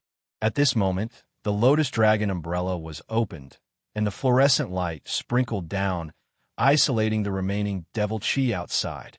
"Sword formation," she shouted, remembering what Fu Yaozi once told her. Qin, she reacted very quickly. In an instant, he retrieved the three-yong real fire sword into his body, dispersed the spiritual aura protecting his body, and used the art of rising and falling devil. Aside from the lotus elemental umbrella, Mo Tinga also put away all her magic weapons. The two of them retreated for a long time before they breathed a sigh of relief. "What's going on?" Mo Tinga asked in bewilderment as they glanced at each other. "Maybe this cave is the point where the primordial devil aura leaked out," Qin, she guessed. There was no other explanation. Mo Tinga hesitated. "Then, do we still go in?" The primordial devil aura in this space was purer and more powerful than anything they had ever encountered. Moreover, it could backfire, so it was really difficult to deal with. Qin, she glanced at her and asked, "What do you think?" Mo Tinga was about to say something, but the two of them suddenly felt a dangerous aura and vigilantly looked towards the entrance of the cave. They saw that the primordial devil aura at the open stone door was getting thicker and thicker, and a powerful momentum was pressing down on them, almost making it hard for them to breathe. "Deification stage," She muttered. He was already in the middle stage of the nascent soul realm. He was sure that nascent soul cultivators couldn't have this kind of momentum, not even late-stage nascent soul cultivators who were only a step away from the deification stage. Let's go. He made a prompt decision and suddenly grabbed Mo Tinga's hand. With a wave of his sleeve, he summoned his flying cloud and directly jumped down from the hardship cliff. When the two of them jumped down from the hardship cliff, Mo Tinga glanced at the entrance of the cave. From the corner of her eye, a completely charred and swaying refined corpse appeared. This refined corpse stopped at the entrance of the cave for a moment. With a wave of its hand, its sharp claws destroyed the formation she laid at the entrance. Soon after, it seemed to sense their aura and looked towards them. Mo Tinga was shocked. She roughly guessed what was going on. In this third cave, there was also a deification cultivator who was cultivating in closed-door meditation. When a space was torn, all the cultivators were killed, and this cultivator also died at this time. Later, there was a problem with the sacrificial temple under the Immortal Palace. Primordial Devil aura leaked out, and this cave happened to be one of the points where the aura leaked out. There were restrictions both inside and outside the cave, so the Primordial Devil aura was sealed inside. As time passed, this cultivator's skeleton was corroded and turned into a refined corpse. The refined corpse had no consciousness, and the cave was in a closed state. For a long time, this deification refined corpse just stayed in the cave, completely unaware of the changes outside. If they hadn't opened the cave, perhaps it would have remained silent like this, no different from a corpse. But today they opened the cave, and it sensed the aura of living people. Thus, it finally stepped out of this cave and walked towards the world it was once familiar with. It fell from the top of the hardship cliff at an extremely fast speed. Just as it was about to hit the ground, the flying cloud suddenly stopped, changed direction, and fled into the distance at an extremely fast speed. The deification refined corpse also jumped down from the hardship cliff, but with a rumble, it fell heavily to the bottom of the cliff. The devil aura around its body surged because of this jump. After a while, it finally condensed again. It stood up shakily and chased after them. "It's behind us." Mo Tinga turned around to look. In this immortal palace, they couldn't use their divine sense freely, so they could only barely sense the powerful aura following behind them. Chinchi's expression was solemn. He said calmly, "The refined corpse's speed is a weakness. If it's fast enough, we can escape." Then, with a clear sound, he spread out the sword formation again and circled around them. At the same time, he didn't hesitate to slap precious talismans on the two of them. Although there might be strange restrictions in this immortal palace, because of the space being torn, they couldn't fly too fast, but they couldn't care less. A deification refined corpse. Even if all the cultivators who entered the immortal palace joined forces, could be destroyed with a wave of their hand. They weren't its match at all. They had no other choice but to escape.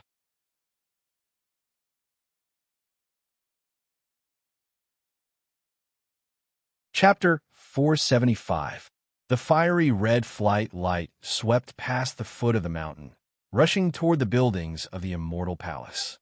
On a lonely peak, progenitor Miaoying suddenly turned her head and looked at the flight light in surprise. Who is this fellow Taoist? How dare he fly in the immortal palace like this? Isn't he afraid of triggering some strange restriction? Traveling with her was a skinny old man in a tattered Taoist robe.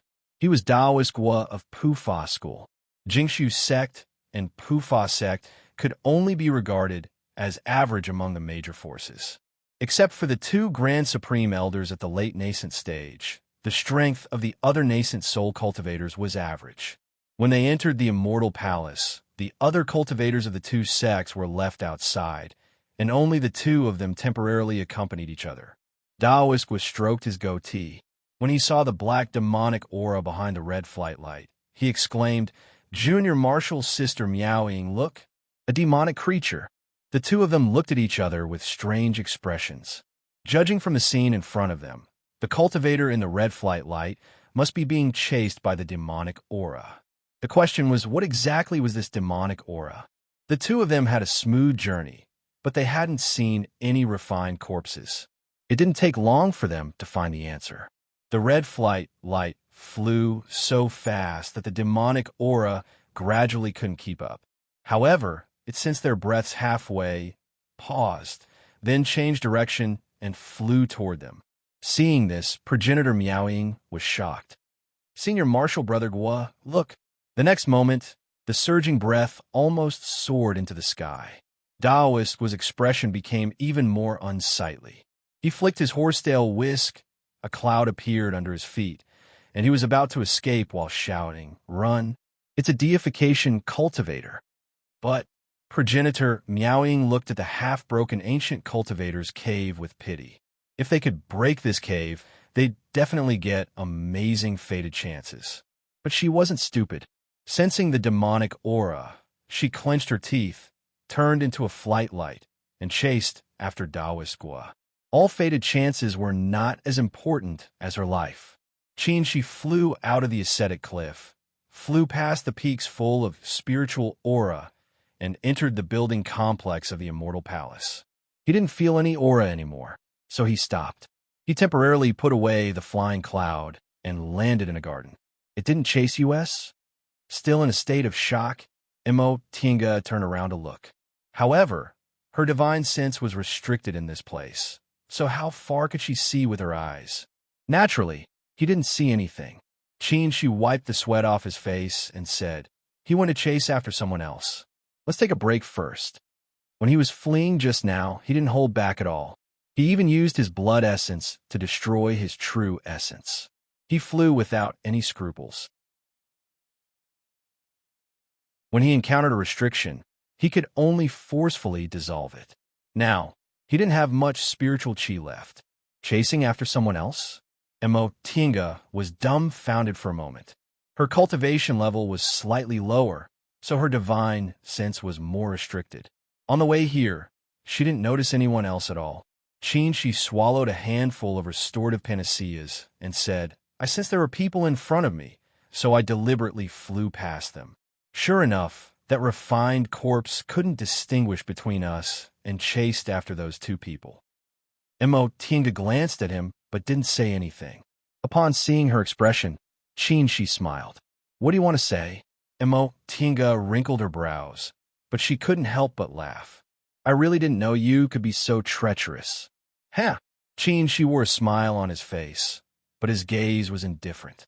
He didn't take it seriously. "Isn't this very normal? We can only escape by diverting the trouble to someone else. I'm not a saint either."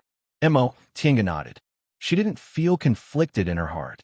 If she were in his shoes, she might also make the same choice. "All right, don't waste time. Let's quickly recover our spiritual aura," she said, then sat cross-legged on the spot to adjust his breath. Imo Tinga had been carried all the way here, so she didn't consume much spiritual aura. However, in this kind of situation, the more prepared, the better.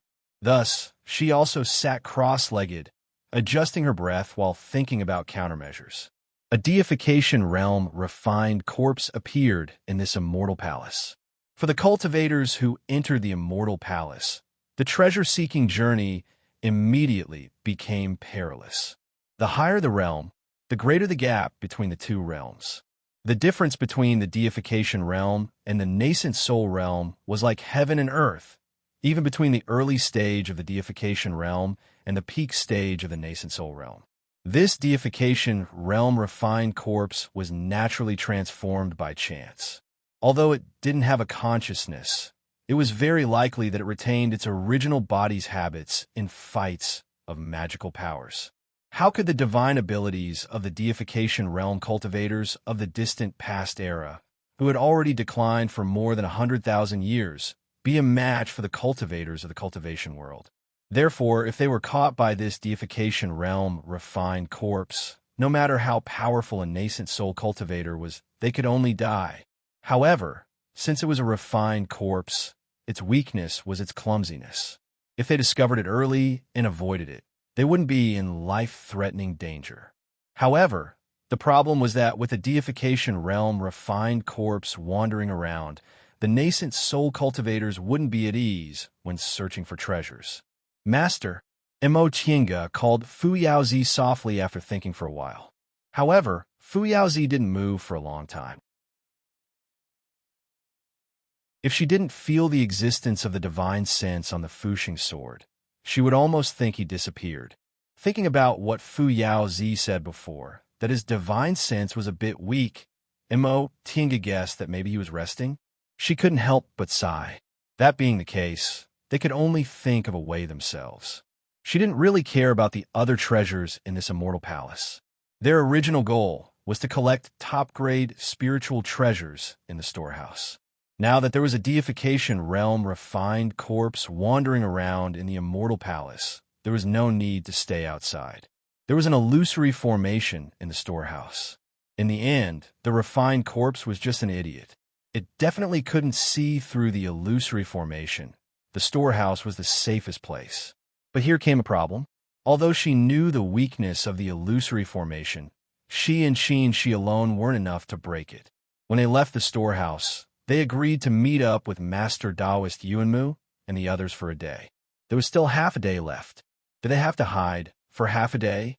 While Mo Tiange was pondering, the immortal palace was in a mess because of this deification realm refined corpse. Seeing Taoist Gua and Primordial Lord Miaoying flying towards them at an unparalleled speed, Venerable Xuxiang's loud voice rang out. "Oh my, fellow Taoists, where are you going?" Venerable Xuxiang really didn't have many friends. After entering the immortal palace, no one was willing to cooperate with him, so he could only wander around the immortal palace alone, looking for fated chances. Fortunately, he found the remains of several ancient cultivators and obtained several Chinquan bags. However, the cultivation levels of these ancient cultivators weren't very high. Although there were several rare treasures in their Chinquan bags, none of them were related to the deification realm. He had been stuck in the late stage of the nascent soul realm for so many years, but aside from fated chances related to the deification realm, there really wasn't anything else that caught his eye. He also found an ancient cultivator's immortals cave on a separate mountain peak that was obviously of a much higher level. Unfortunately, it was robbed by old man Yuanmu, who relied on his superior numbers.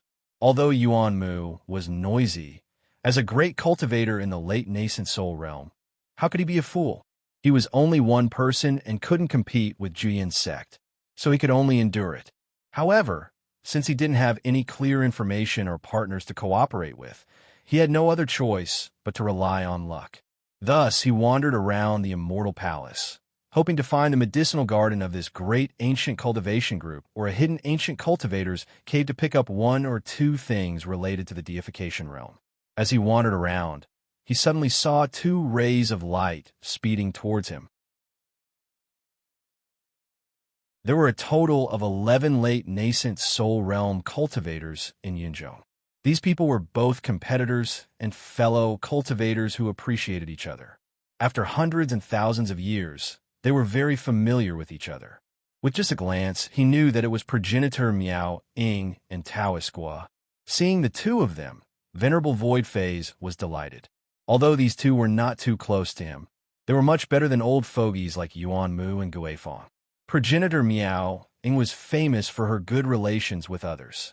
She was always smiling at everyone and had a good relationship with him. Taoist Gua was also a turtle and was a good guy. Surely he wouldn't have any objections if he were to join them.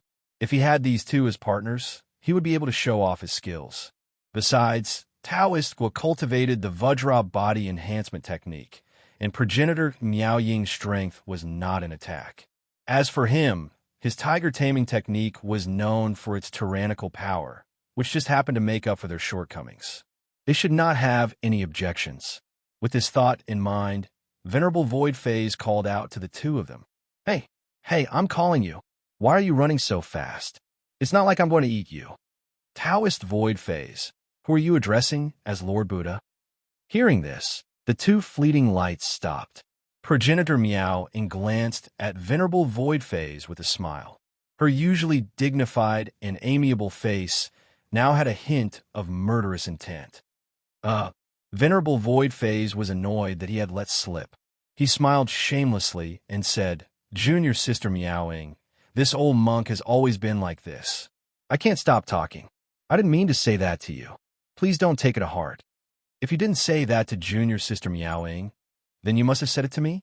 Taoisqua flicked his horsetail whisk and glanced at Venerable Void Phase with half-open eyes.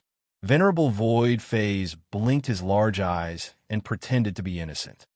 "Old Mangua, I just couldn't stop talking. You're not that petty, are you?" Taoisqua raised his eyes and ignored him. Although he was a good guy, he did not have a good temper with Venerable Void Phase. Venerable Void Phase had a favor to ask, so he could not be bothered to be calculative. He asked shamelessly, "Junior sister Meowing, old Mangua, what are you doing?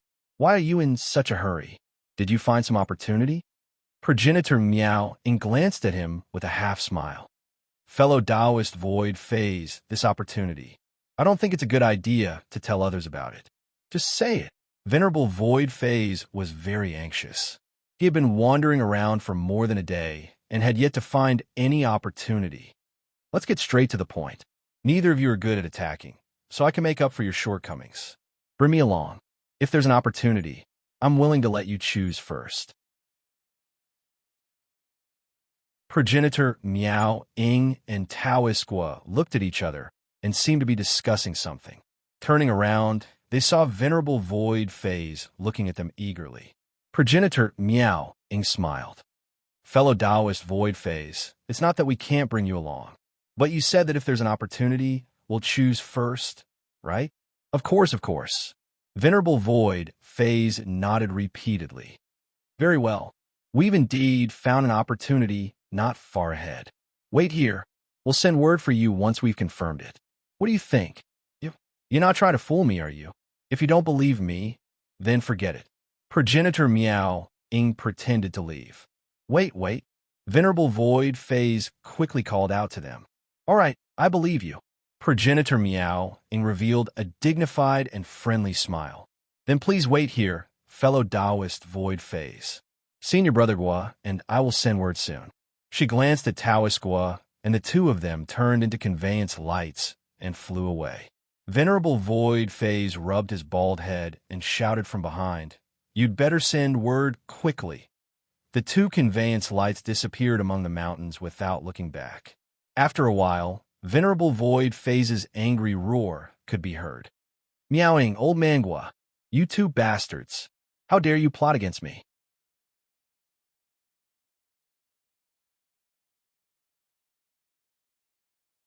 Chapter 476.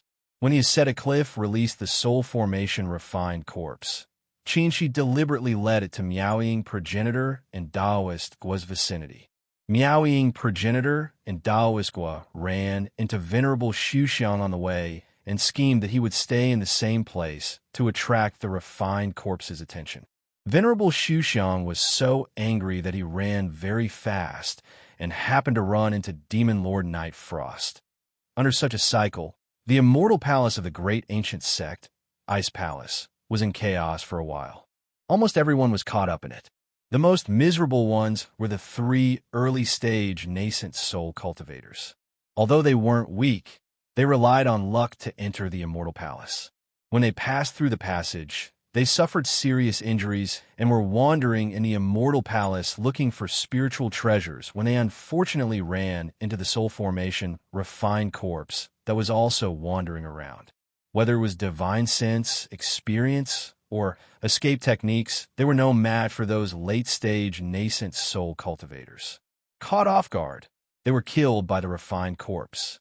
Then, it was the two injured mid-stage nascent soul cultivators from the Julian sect.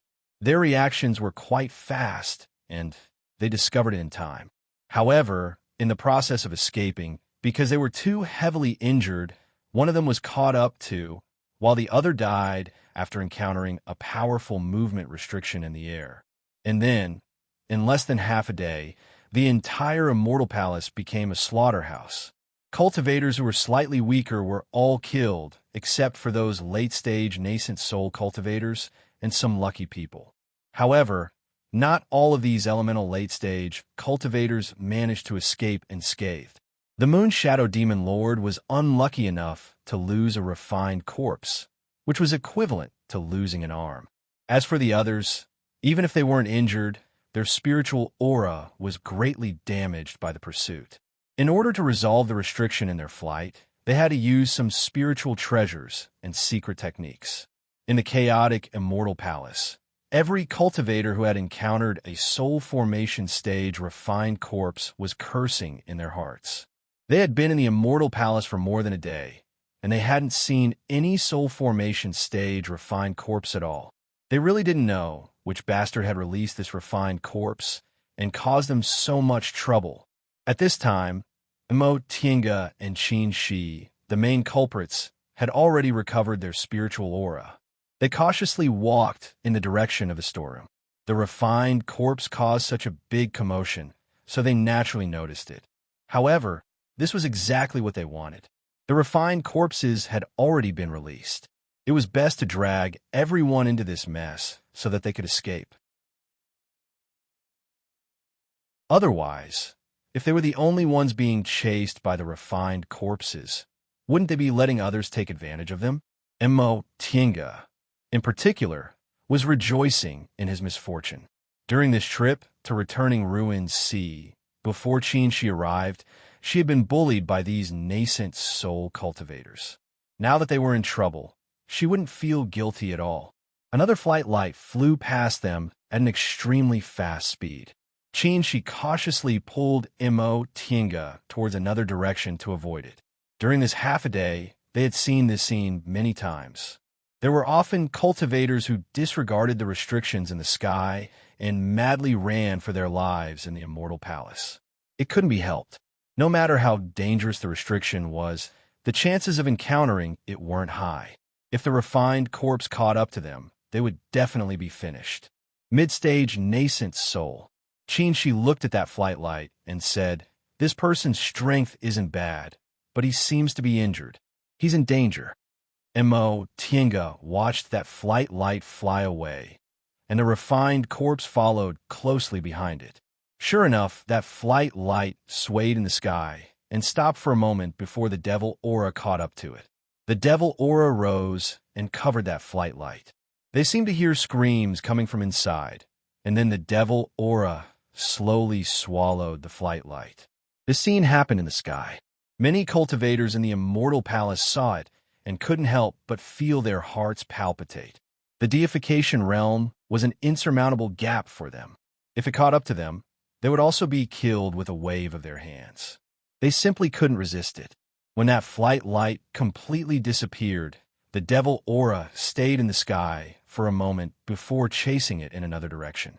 This time, it was a dazzling sword light that streaked across the sky, flying rapidly in their direction. Qin Shi's expression changed slightly. He didn't have time to hide anymore. He pulled Imo Tienga, summoned his flying cloud, and randomly chose a direction to escape in. Unexpectedly, the owner of that sword light seemed to have seen them and also turned to chase in their direction. Upon realizing this, Qin Shi frowned. This person did it on purpose. If they encountered a refined corpse, they would find another unlucky person. This was the tacit practice of the cultivators in the Immortal Palace for half a day. Some people succeeded, but some people became victims. The person behind them chased closely, and the refined corpse followed closely behind him. After flying for a while, Qin Shi's expression darkened. He said, "This person's cultivation level is ordinary, but he's very fast. I'm afraid we can't get rid of him for a while." Imo Tienga turned around and said coldly, "This person is obviously relying on us. Even if we can't catch up, after he's killed by the refined corpse will find us. This is really harming others without benefiting ourselves." Qin Shi's eyes flashed fiercely. He said in a low voice, "If that's the case, I don't mind killing this person first before refining the corpse." Although this method couldn't solve the problem, anyone would be angry after being schemed against so obviously. Imo Tienga shut her mouth and remained silent. If he didn't carry her, Qin Shi's speed should be a bit faster, but this person's spiritual aura is running out. Imo Tienga said happily as she turned her head again. While fleeing, She always paid attention to his back. As time passed, the person's speed slowed down. Obviously, he didn't have enough spiritual aura. Just as he was about to speed up, he suddenly heard a clear sound behind him. The flying sword under the person's feet burst out thousands of sword lights and suddenly sped up. Shi's footsteps paused for a moment before he suddenly turned his head to face that person. Seeing your martial brother, Tinga was shocked and didn't understand what he was doing. Since this person didn't have enough spiritual aura, even if he used a secret technique, he would be like an arrow at the end of its flight. As long as he sped up, he could get rid of him. Why did he go to face him? She didn't answer. Soon, he came face to face with the owner of the sword light. He raised his hand and threw a talisman.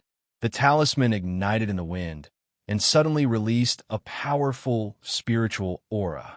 It slowly condensed into a human figure in the air and stopped behind the person. Once he finished doing this, she turned his flying cloud and once again flew away at high speed. That sword light paused for a moment, then followed closely behind him. The refined corpse quickly caught up. Sensing the spiritual aura transformed from the talisman, it seemed a bit confused. After hesitating for a while, it finally waved its hand to grab it.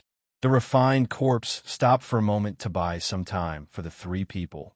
Then it quickly fled.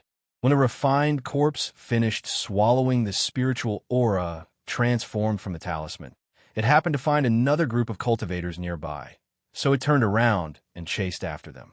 The three people breathed a sigh of relief and fled for a distance before they found a safe place to land. It's you. Tinga was shocked to see this person after they landed in a desolate garden. This person wore a cyan robe and carried a sword. His face was thin and expressionless. He was Jinshin, the cyan-robed swordsman she met in Starfall City several decades ago.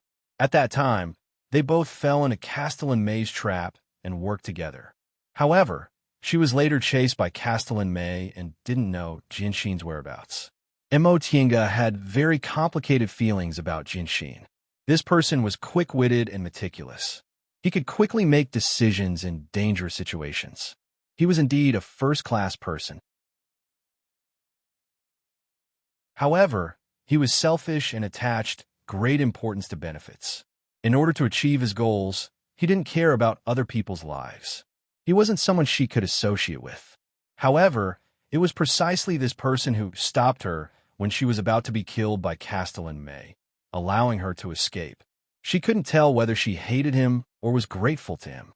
But what surprised her more was that when they met, Jinshin's cultivation level was clearly in the middle stage of the core formation realm, but now he was in the early stage of the nascent soul realm.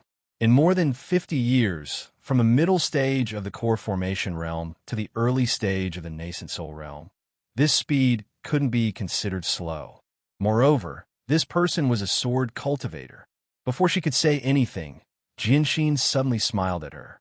This smile was a bit helpless, a bit emotional, but it also carried an indescribable sense of familiarity.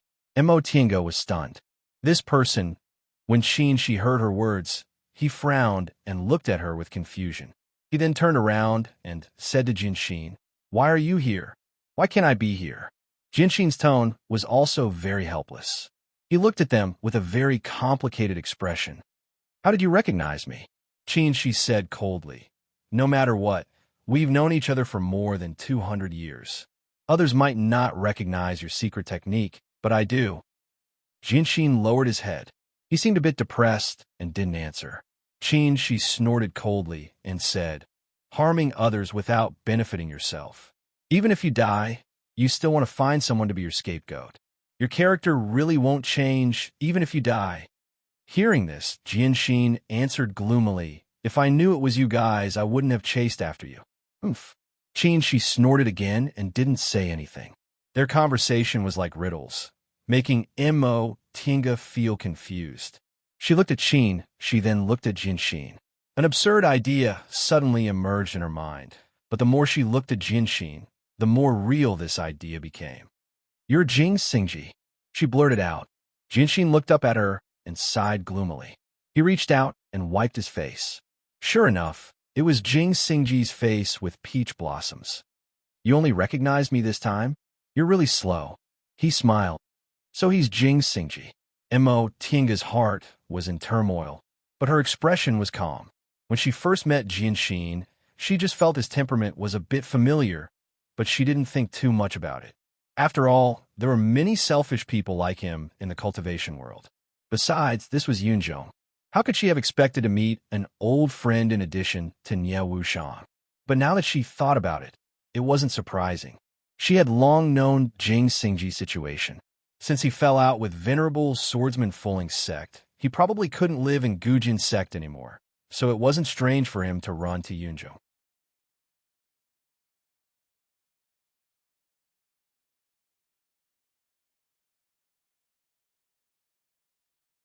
Chapter 477. Mo Tiange had long let go of Jing Xingji.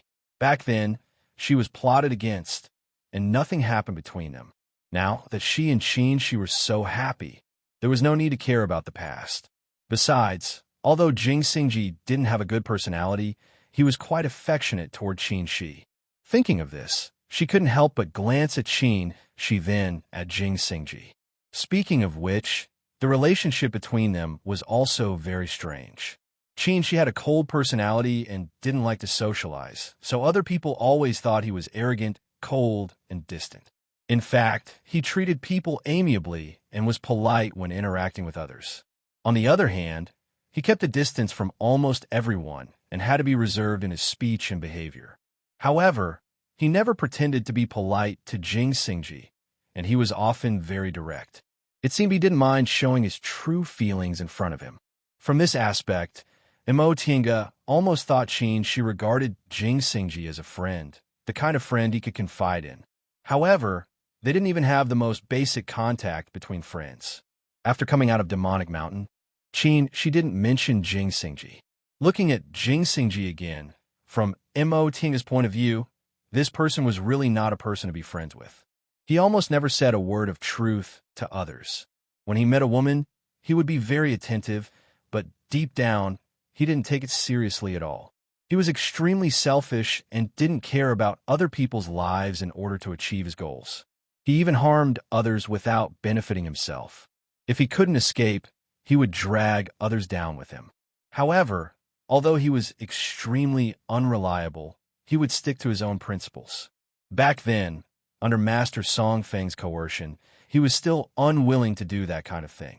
After that, he felt even more sorry for Qin Shi. Thinking of this, Mo Tiange felt that the relationship between them was simply intertwined with love and hate. I say, in the silence, hearing her voice, the other two people immediately looked at her. What's the relationship between you two? Upon hearing this question, Qin Shi just looked at her and didn't answer. Jing Xingji raised his eyebrows and said with a surprised smile, "What do you think?" Mo Tiange ignored him and looked at Qin Shi. Qin Shi still didn't answer and just shook his head gently. She didn't know whether he said it didn't matter or he didn't want to talk about it now. Then, he turned to Jing Xingji and asked the same question. "Why are you here? Did you disappear in the celestial pole all these years because you came to Yunzhong?" This time, Jing Xingji didn't answer. "Why can't I be here?" Instead, he sighed and answered seriously. "Why else? Don't you know? My days in Gujin's sect weren't good. After that incident on Demonic Mountain, I had a falling out with them and simply didn't want to go back." Mo Tiange asked, "Fellow Taoist Jing, you were only in the core formation realm back then.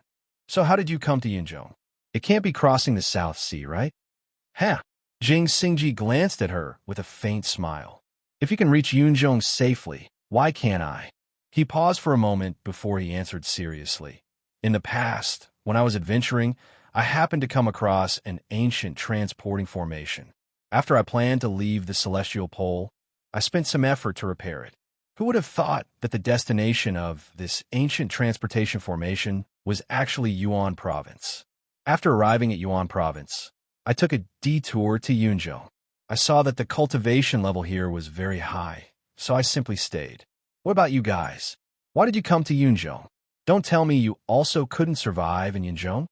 Since he spoke in such detail and didn't intend to hide anything, Tinga also answered, I learned about an undersea passage through an ancient cultivator's cave, so I came to Yunzhong to gain experience. As for senior marshal brother, he crossed the South Sea to come here. Oh, Jing Xingji raised his eyebrows, his gaze moving back and forth between the two of them. Why didn't you take the same path? Because the passage collapsed, Tinga answered sullenly. In any case, it had already collapsed, so it wasn't a big deal to say it out loud. Jing Xingji didn't expect this kind of answer, so he was speechless for a moment. He looked at Tinga, then looked at Qin Shi and suddenly said, You didn't cross the sea to look for her, did you? Qin Shi's expression was cold. What? Can't I? Jing Xingji raised his eyebrows in surprise. After a long time, he finally patted Qin Shi's shoulder and said, Qin Shoujing, we've known each other for more than 200 years.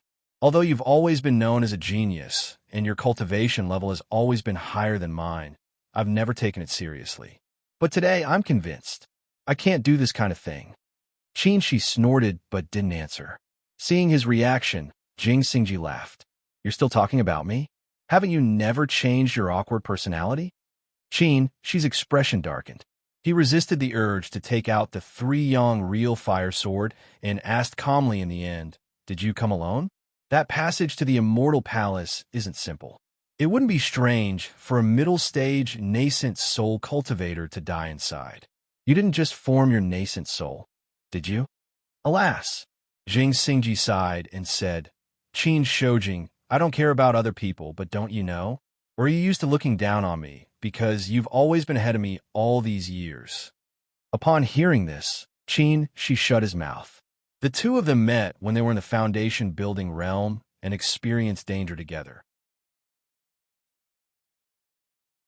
At that time, he obtained the 3-yong real fire sword and the yang spiritual bead, while Jing Xingji obtained the ancient cultivation sword and sword art he had. It could be said that the harvest from that time was the biggest fated chance they'd had since they started cultivating. With the help of the 3-yong real fire sword and the yang spiritual bead, his cultivation level advanced by leaps and bounds. As for Jing Xingji, although he wasn't as dazzling as him, he knew his abilities couldn't be underestimated. Jing Xingji's gaze shifted between the two of them, and he suddenly smiled. I say, the two of you aren't in a very good situation, right?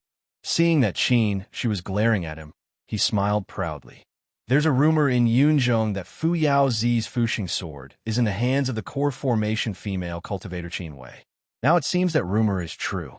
However, although fellow Taoist Qing Wei has the Fuxing sword, the two of you are alone and can't compare to those deep-rooted great forces in Yunzhong.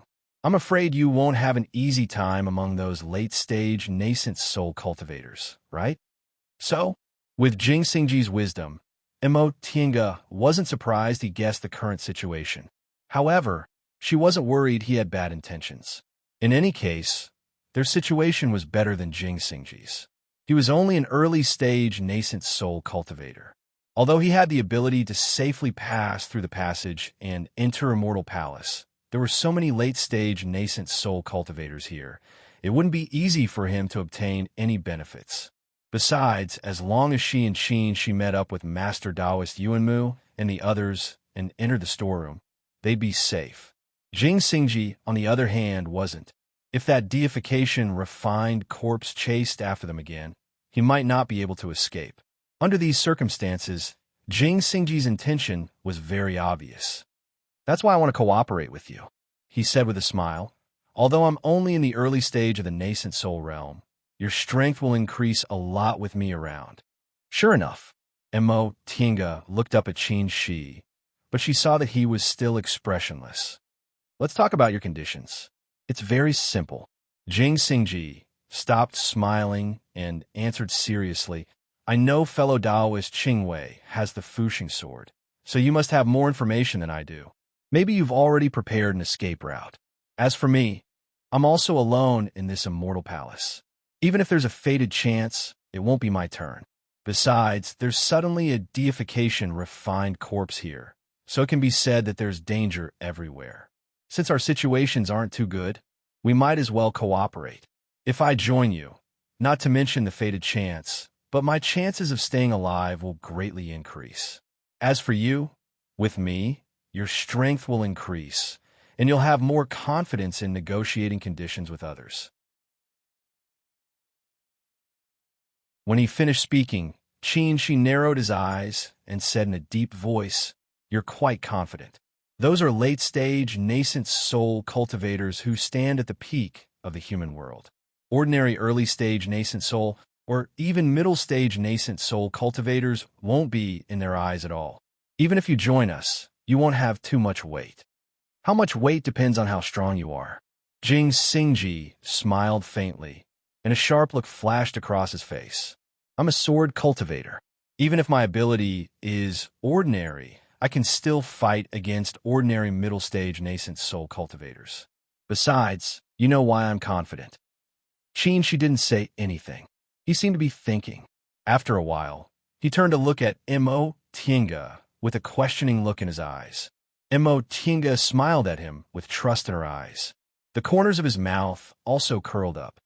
All right, she said, although your personality is rotten, I'm quite relieved to cooperate with you. Hey, Jing Xingji protested when he heard what she said. What do you mean my personality is rotten? She ignored him and continued to say, since it's a cooperation, we have to discuss the conditions clearly. Although we're weak, we don't have to cooperate with you. As for you, if you don't cooperate with us and stay in a mortal palace, your life will be in danger. Jing Xingji wanted to say something, but in the end, he just spread his hands helplessly. So, I might as well tell you the truth. We do have a way to avoid this refined corpse. This method requires the help of one thing, and this thing is related to a great fated chance. It wasn't easy for us to obtain this thing. So, you can lend me the thing, but the fated chance is yours. Jing Xingji rolled his eyes. Is that what you mean? Yes. She said calmly. The benefit to you is only to save your life. Whether you accept it or not depends on you. Okay. She raised his eyebrows in surprise when he heard the affirmative answer. Jing Xingji snorted. Can I not agree? I know you won't let me have the fated chance in a mortal palace just for nothing. If I were you, I wouldn't agree either. Although this person was annoying, he was a smart person. Mo Tinga smiled. Fellow Taoist Jing, although we won't let you have this fated chance, you won't necessarily get nothing by participating in this matter. Yes. She also smiled. With your personality, you'll definitely think of ways to get some benefits. Jing Xingji said, since you obtained this thing before, it's normal for you to have such a request. However, if you get anything later, you have to give me a share. Of course. She agreed very quickly.